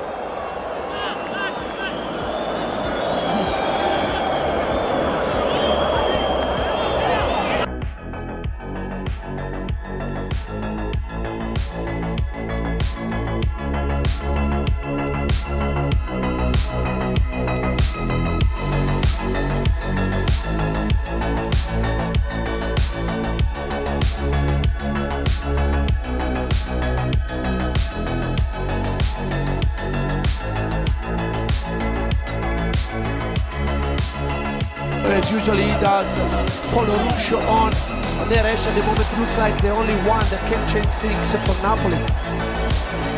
Delebashiru, Zaccagni, Nuno Tavares. It's quite interesting the fact that it's Politano coming off. That was often the substitution at the start of the season. In recent times, Conte had been picking David Neres on the opposite side, taking off Kvaratskhelia, who's almost invariably angry when he is withdrawn. But it's Politano taken off, so we'll see David Neres on the right wing as he goes to close down his opposite number, Dele Bashiru. And it was Neres' shot against Lazio which prompted the Napoli equaliser on Thursday. Mandats couldn't hold it. Isaacson, too quick for Oliveira. Noslin waits in the middle. Isaacson. Oliveira did really well to recover, and he's won a free kick. Yeah, great defending, because Isaacson is quicker than Oliveira. He showed when the ball has been played in the space behind, but then defending properly.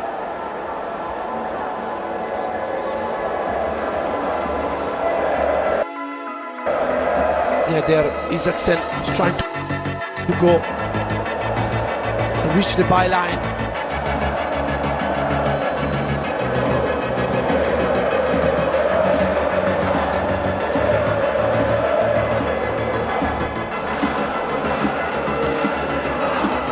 David Neres taking a chance, but he's found Lobotka, who now surges forward. It's on Monguisa. Crowd unhappy that Napoli went all the way back before going forward again.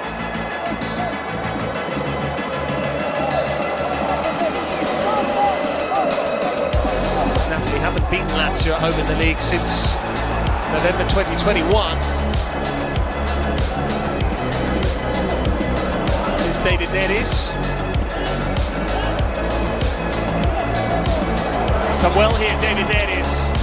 Took on the shot. Zaccagni came away with the ball. Nuno Tavares. Noslin. Wonderful work from him. Oliveira needs to get there, he hasn't.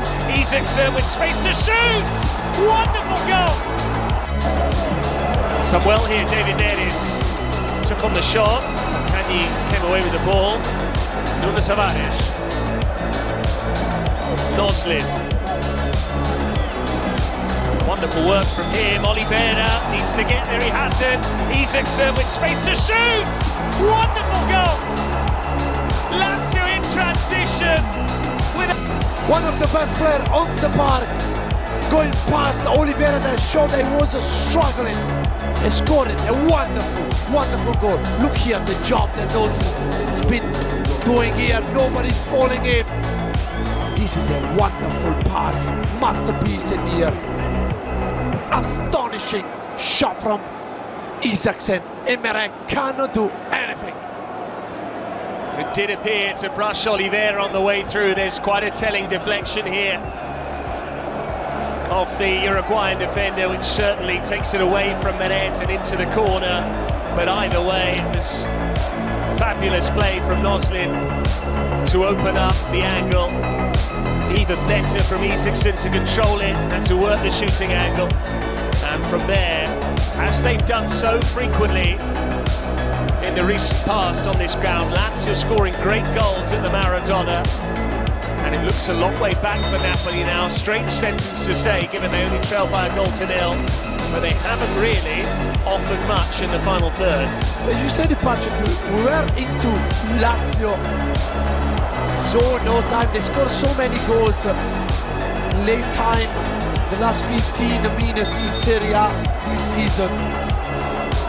When you compare, so fresh, like they coming on, Noslin, Pedro, you see Noslin, the confidence that hat-trick gave him, going past 2 or 3 players. And I think all the pre-match narrative was about Lazio not necessarily winning the big 6-pointers, but Conte's side now might be tarred with that brush. You could look at it differently. They lost here to Atalanta, they're trailing now to Lazio. They drew against Inter, they drew against Juventus. They will point to the fact that most of their big games have been played away. But the 2 big ones that they've played here, with the exception of Roma, they've lost them. Well, they lost the Atalanta game. We mustn't jump the gun here in terms of the scoreline. Yeah, considering even that Napoli rested all the starting 11, now Pellegrini, Gilmour and Raspadori on.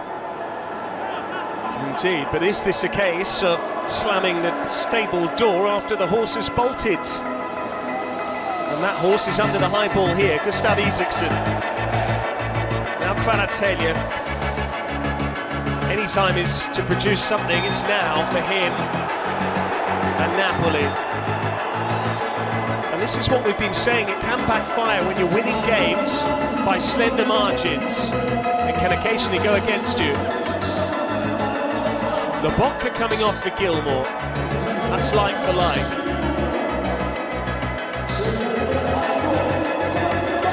And McTominay, Gilmour's international teammate, is the other player being taken off. Raspadori was excellent under Spalletti. He's been a bit of an enigma under Conte.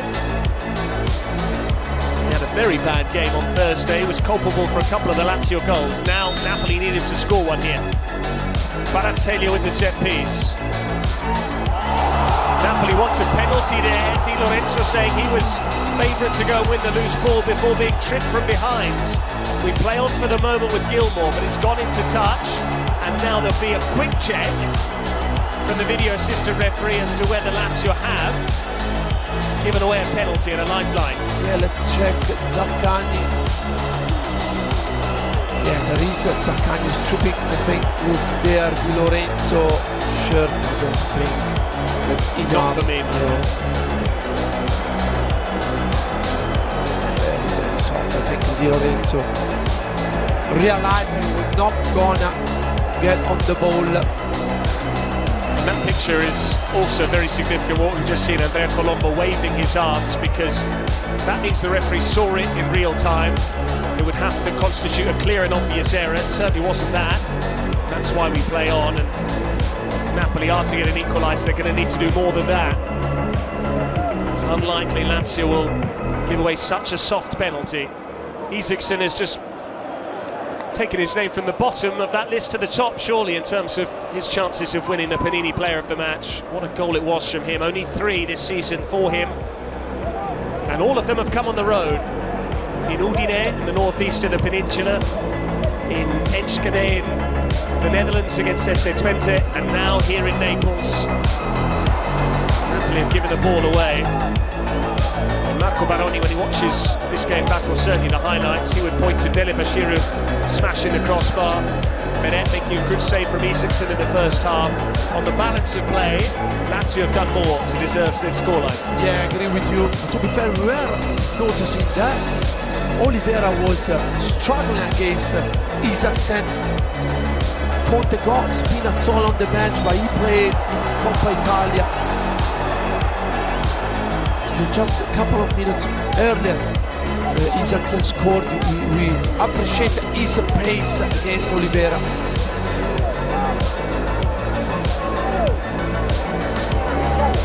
I suppose the positive to take out of that goal is it takes something special to score past this Napoli side. We certainly saw it from Isaacson. Gilmour, where's the urgency from the Partenopei?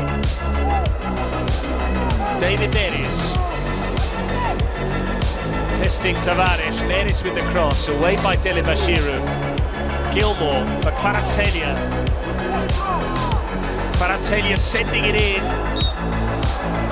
Corner kick. And we are seeing also the wisdom of Baroni. Could have easily taken Isaacson off, but instead he kept him on. Yeah, but now without Dia and Castellanos, you're losing some heights as well in the box.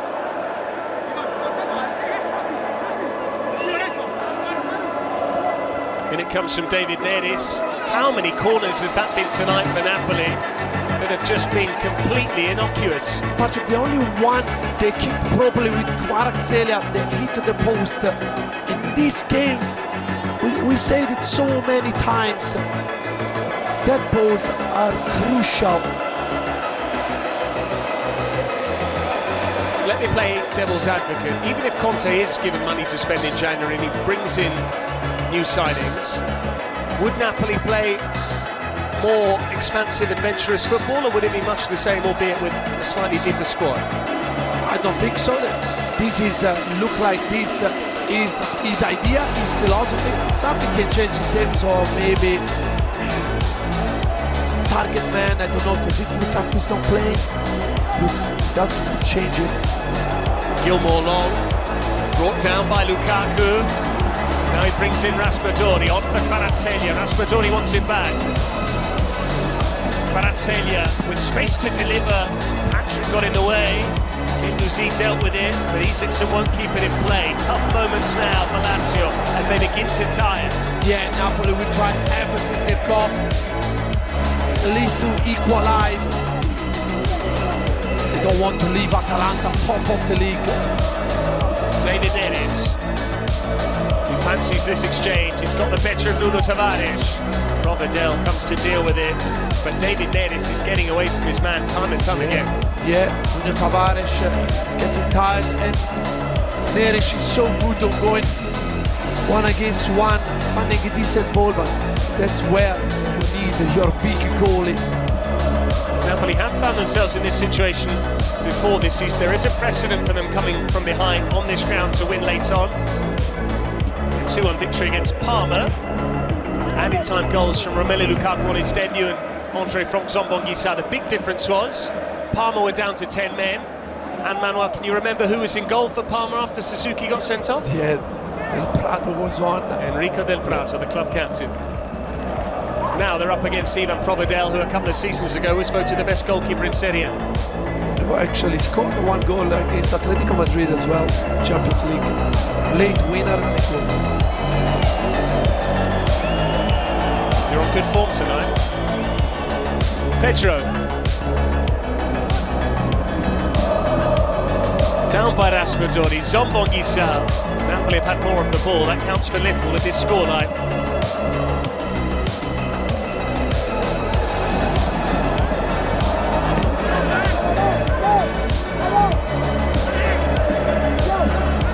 And it's the opposite scoreline to that famous day when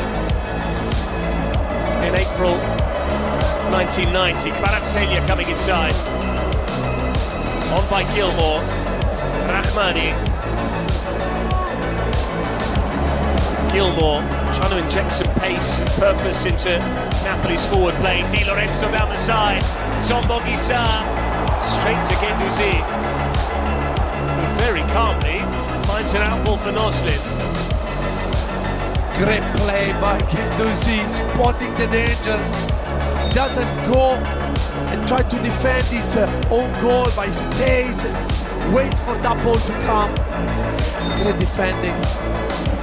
29th of April 1990, Napoli 1, Lazio 0, a header from Marco Baroni from a Maradona assist, sealed the league title for Napoli, their second Scudetto, but Baroni has returned here to his former ground, and his Lazio side lead by the opposite scoreline, 1-0. Michael Foloruncho's another throw of the dice from Conte. And Jose Simeone as well, who's barely been given any time here to make an impact. We're about to move into added time. Yeah, probably. I think Lukaku will come off, but maybe Conte will try everything he's got. David Neres away from Zaccagni. There is an argument to say Neres should have come on sooner. Zombonguissa. There was space to cross, he didn't deliver though. Raspadori. Rahmani. Buongiorno for Kvaratskhelia. Still Kvaratskhelia. Guendouzi there with him. Gilmour can keep it moving. Fabulous challenge from the Lazio captain Zaccagni. 5 added minutes on the way. Di Lorenzo able to turn. One back by Mario Hila. And here goes Nuno Tavares. Lazio with a 3-on-3 here potentially. Nuno Tavares running at Rahmani. David Neres back to win it. Wonderful game now. Napoli's trying everything. Lazio will defend with everything they've got. I think Lazio will come on soon. Kvaratskhelia going through the middle this time. Raspadori now. Easy for Dele Bashiru. It's not a good pass from Jack Raspadori.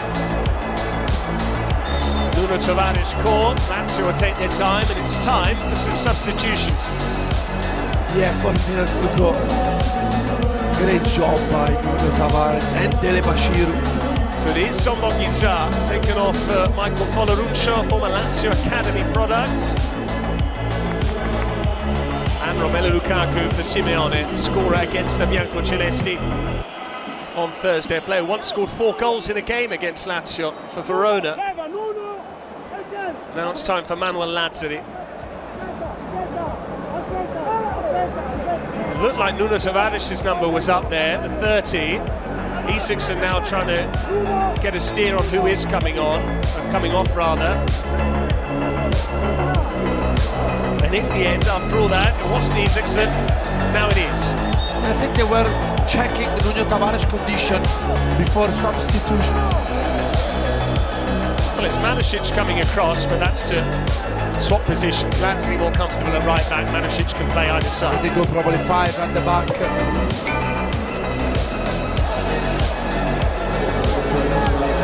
Nuno Tavares is coming off, and yes, Gigo as a centre-back, he's gone in there alongside Mario Hila and Patrick. So it is going to be 5 at the back with Manušić and Lazzari as well. They've got a precious lead to protect here. This is becoming Lazio's favourite place to play.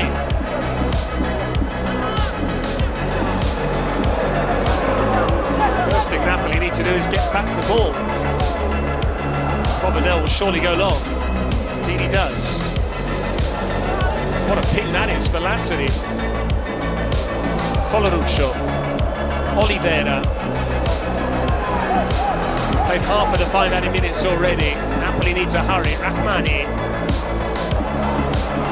A late equaliser here will feel like a victory for Napoli. It's been that sort of night.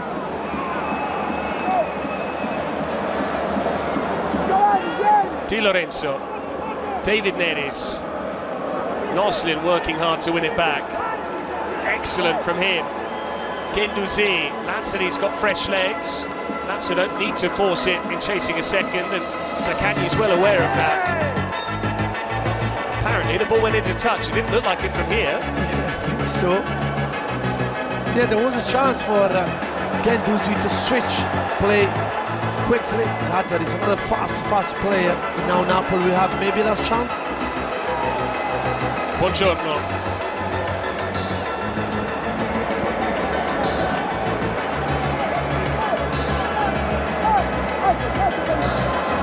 Gilmore. Raspadori. Buongiorno for Oliveira. As we move towards the final minute of added time. Kvaratskhelia. Good ball that for Oliveira. Didn't reach Simeone though. Yeah, good move. These late runs at the start of the match were creating troubles for Lazio. So close for massive 3 points, Patrick, for Lazio as well. And it's worth looking at the league table now and the possible title race we have on our cards, because as things stand, Atalanta first, 34 points, Napoli second, 32, Inter and Fiorentina 31, albeit with a game in hand against one another, and Lazio 31, just 3 points off the top, all that having lost last week in Parma. But it's broken the way of Kvaratskhelia. Hang on a moment. Kvaratskhelia. Raspadori round the corner. Mario Hila there to collect. Pedro. Foloruccio's won it back. We've almost played 5 added minutes. It has to go long from Buongiorno. And look at the watch from Andrea Colombo, the referee. There is time just to send it into the mixer. They can keep hold of the ball. Kvaratskhelia.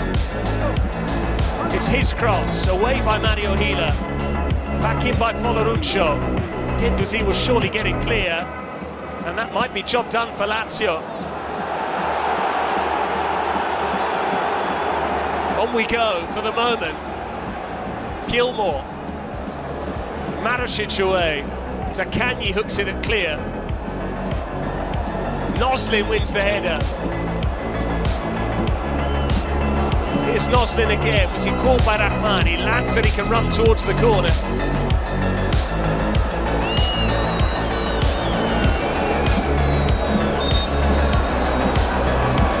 Played nearly 6 added minutes now. Lazio waiting for the full-time whistle, which hasn't yet come.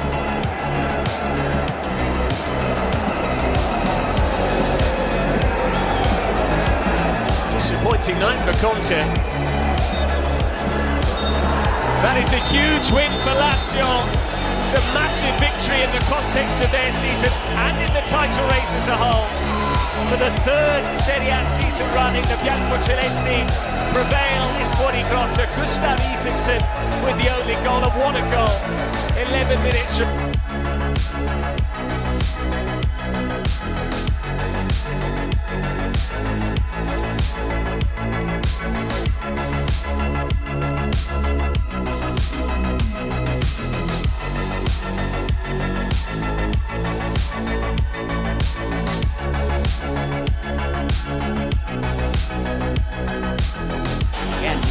Perfectly placed into the head of Sorlo.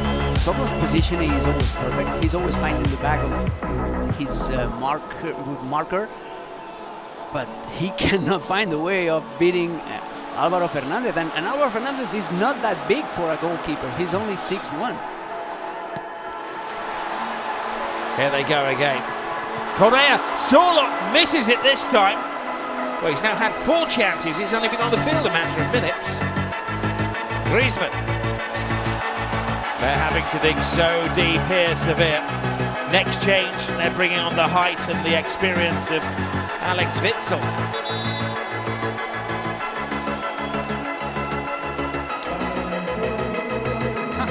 It's Longley who goes off, wobbling a little bit himself. Witsel will come on as a mobile defender. Also, you can't miss him out in a situation like this, can you? Just stand out in the crowd, taller than most. Can Griezmann find him? No.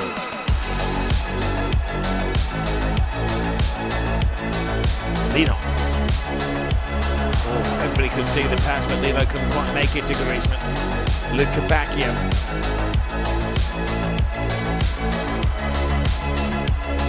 This is a risky bet by Simeone.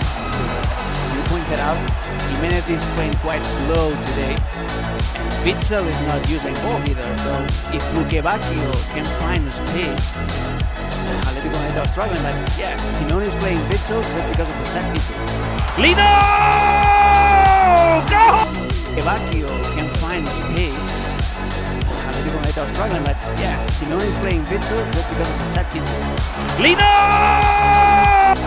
The man came on with a mission, and the mission is accomplished. 3-3 in this thriller-minute game of football.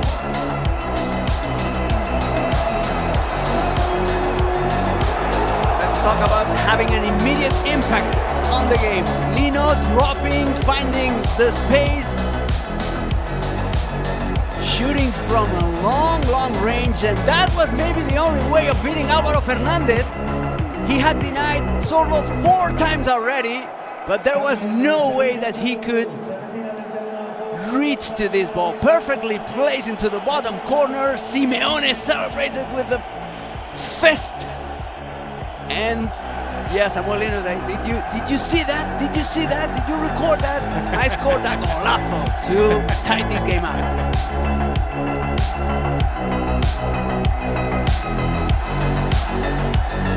Make a change.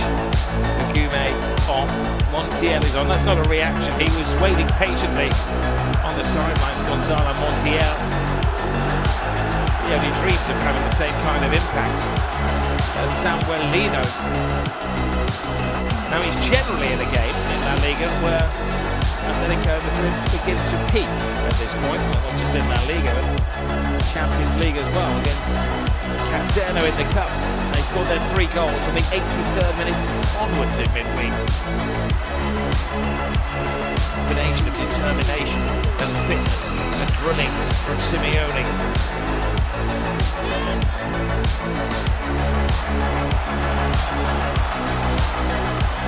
And they beat Alaves. There's 2 goals in the last 14 minutes of the match as well. Earlier this season, Paris Saint-Germain win at 93 minutes. Painted the picture here. Scored 10 goals beyond the 90-minute mark this season at Atletico Madrid. But he's now the full force, backed up by the Atletico Madrid choir.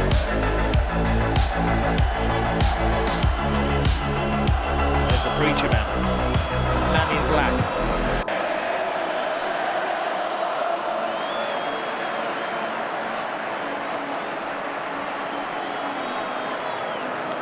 Let's take a look. Barrios is hobbling a little bit, but they don't really have room to spare Atletico Madrid when it comes to making changes. They've utilised all 5. A gamble taken by Simeone.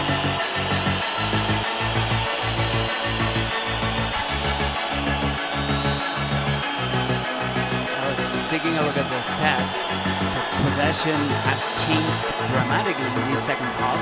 The first half ended up with Sevilla having a 53% share of the ball. In this second half, Atletico de Madrid are having almost a 70% possession.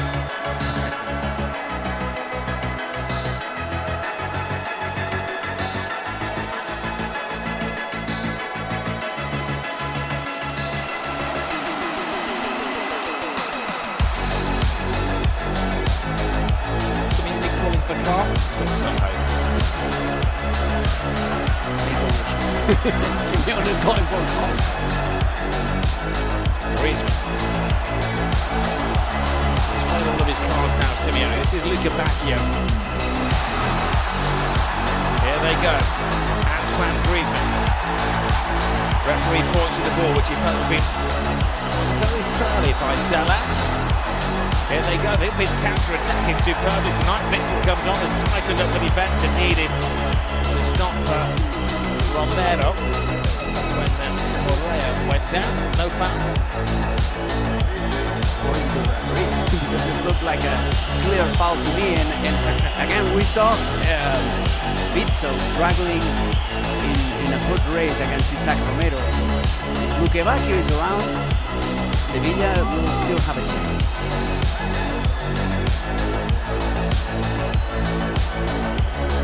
This is a contrast to that. Both of the games were settled by a single goal. It was so tight. They throw the heavyweights up Sevilla. Or Black stays on his line. Well protected by Jimenez. Goodell's header. It's a turn of Atletico Madrid to come back and defend in huge numbers.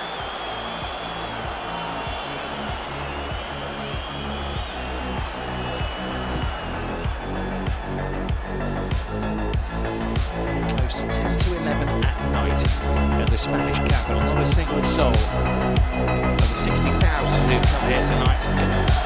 Value for money. Nobody's considering leaving early. Just getting to work with 10 minutes late tomorrow. Boss would understand.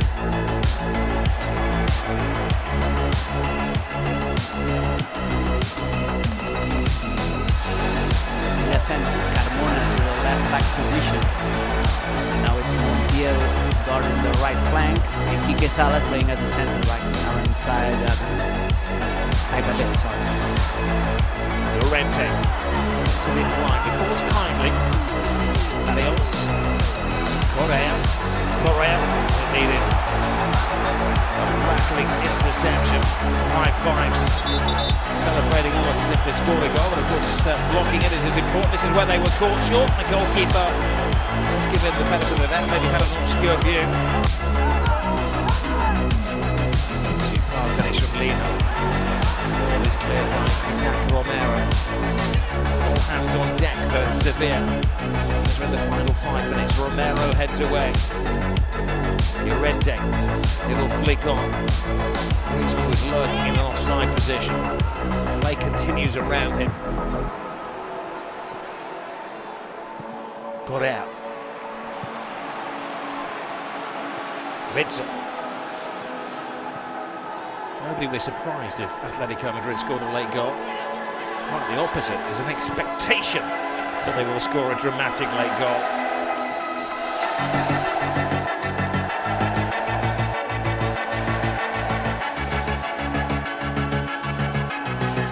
Solon makes the move. They can't find him. Salas seems to be babysitting him now. Defending very deep here, Sevilla. Almost inviting Atleti to attack them. That's dangerous, considering that Atletico Madrid are finding Zorro quite easily, and that's also dangerous because Sevilla can hit at the counter-attack. Correa, Llorente, times his run well, doesn't time his cross well, headed away by David. They're back in the faces now. Atletico Madrid, Montiel. One defensive duty.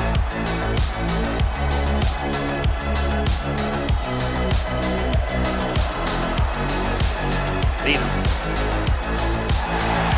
The pendulum of possession is swung away by Atletico Madrid, as the goals have, of course. It was the overall possession stat in the second half, 70% to Atletico Madrid.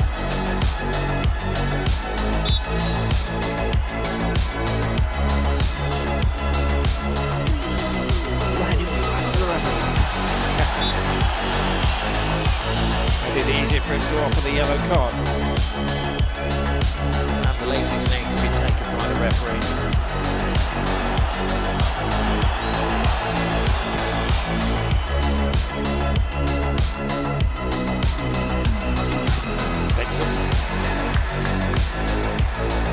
Head in a tricky situation. Koke back to Jan Oblak. He'll be upset at conceding 3 goals for the first time in La Liga this season. He won't mind if his teammates score 4. Griezmann. Galan. There's the turn of Pimienta to dance up and down that touchline, flailing his arms.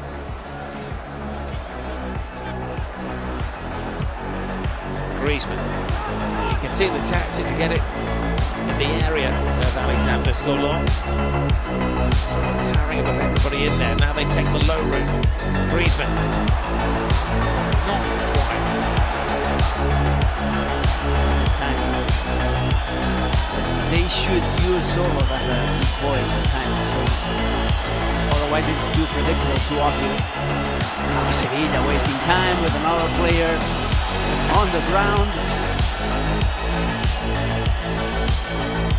The rule should be that if a player goes down requiring treatment like that, it has to go to the sidelines. It's got to wait 30 seconds to come back on. He can't rely on the amateur masseurs and physiotherapists to treat what appears to be a bout of cramp.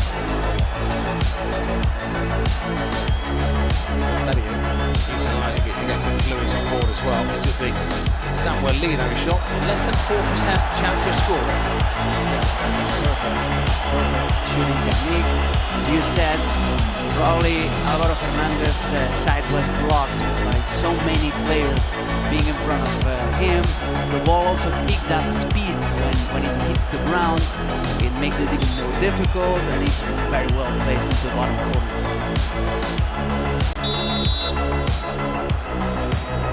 Looking back, it was made a remarkable recovery.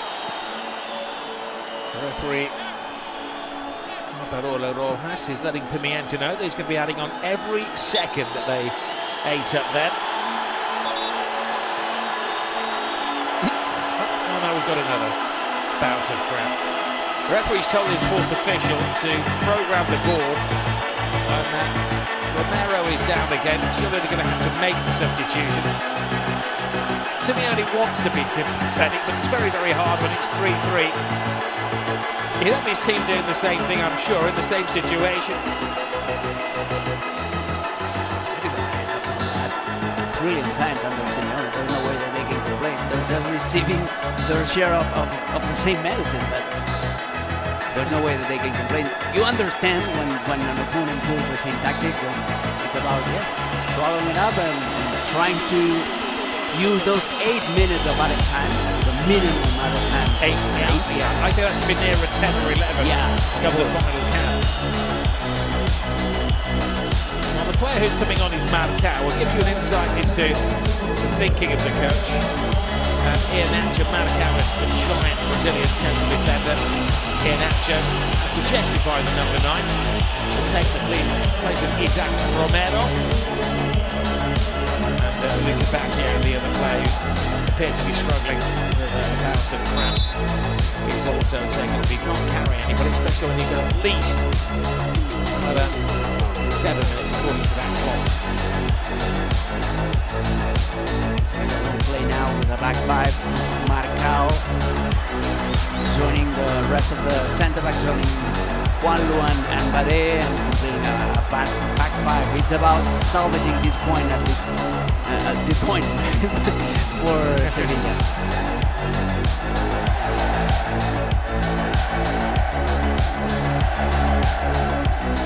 Now they crank up the volume inside the Metropolitano. It's the full force of Atletico Madrid. Marcao, along as the extra defender. Started as a back four, I think he's a back six now.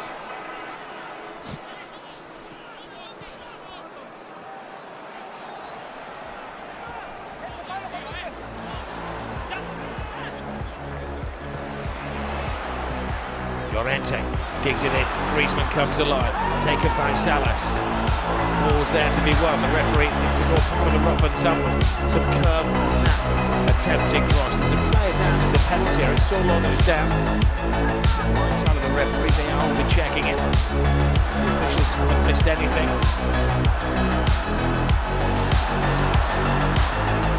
Lino. Jimenez.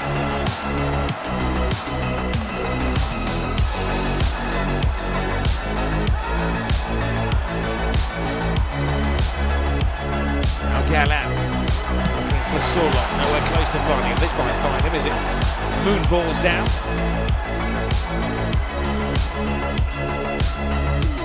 Galan. Lino. Oh, brilliant from Griezmann! Sensational from Griezmann! And Galan. Lino. Oh, brilliant from Griezmann! Sensational! The late show specialists have stolen the 3 points against Sevilla. They're on the brink of an incredible 9 wins in a row in all competitions. And it had to be him. It had to be Antoine Griezmann, El Principito, the Little Prince, the top goal scorer ever for Atletico de Madrid, to make it officially a comeback, another comeback for Atletico de Madrid at this stadium. El Cholo Simeone playing his part as a cheerleader, and it all started here with Galan having some patience, Lino sending the ball into the area, and let's talk about how good Antoine Griezmann is. This first touch, just going around the defender and getting ready for smashing the ball into the roof of the net with his second touch. This is unbelievable. Antoine Griezmann is one of a kind. What a magnificent gesture, technical gesture by Antoine Griezmann. The Cholo Simeone underwent a knee surgery not that long ago, but he can run to celebrate this goal and this comeback. This has been just unbelievable. They scored 2 goals to beat Cassiano in the Copa del Rey beyond the 90-minute mark in midweek. Last week they scored the 92nd against Valladolid. They beat Paris Saint-Germain with a 93rd minute goal as well. Their endurance is like no other team in top-class football. There's Lino, who turned the game with that equalising goal. Does he go for goal? Does he go for corner flag? He's got a corner. And now the Atletico team's turn to play down the clock. They won't mind if the referee sticks to just the 8 minutes added on now.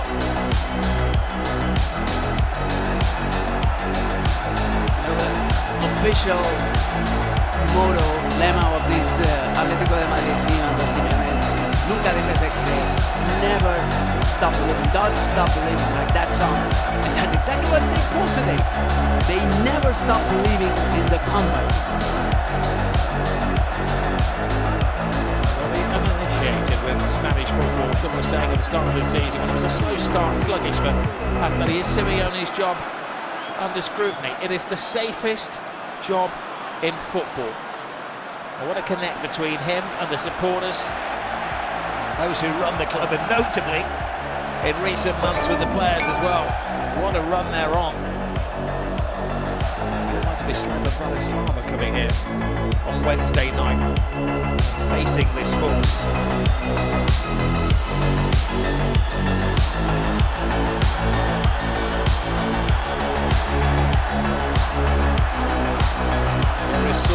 Credit to Simeone as well. He made the 5 changes. He took the full count through all of the cards out there on the table. And it has paid off. Olays now from the Atleti supporters. The severe chasing shadows cast by the Metropolitano floodlights. A team of broken players. They were high on adrenaline when they were 3-1 up after 56 minutes of this game. Oblak's turn to go down and do his best impression. Fernandez at the other end of the field, who became the expert on falling on the ball. Inside, Simeone wants to celebrate. He wants to explode. He's trying to keep those emotions in. This is going to close the gap, go to 35 points, one behind Real Madrid.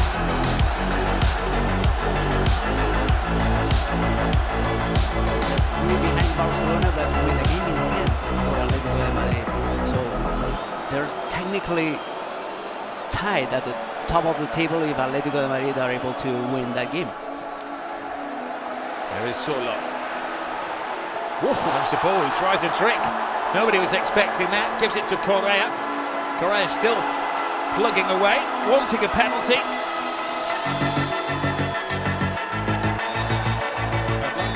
They haven't given it the chase here, but they have done now. What a game of football! Pure Sunday night pleasure in La Liga. Simeone, as he always does, heads down the tunnel, nod of approval to the opposing manager Pimienta, who is a beaten man. Oh goodness, though, Alex! What a goal! What a comeback! What an incredible story! What a roller coaster! 7 goals. And it had to be Griezmann. This is the perfect script for Atletico de Madrid, pulling yet another comeback at home in front of their faithful crowd and led by Simeone on the bench, but also by Griezmann on the pitch. That's why they're so happy. They're on a roll. It's their 9th consecutive victory in all competition. This team is on fire. Well, they feel unbeatable at the moment, and rightly so. And when you look at the squad as well, some of the teams are struggling. Barca having to play the kids, Real Madrid down to the bare bones. But Simeone has everybody fighting fit, with the emphasis on the fighting. And they're razor sharp at the moment. Incredible game of football, a 7-goal thriller, won by Atletico Madrid. Hey, this is the world's game. It's played here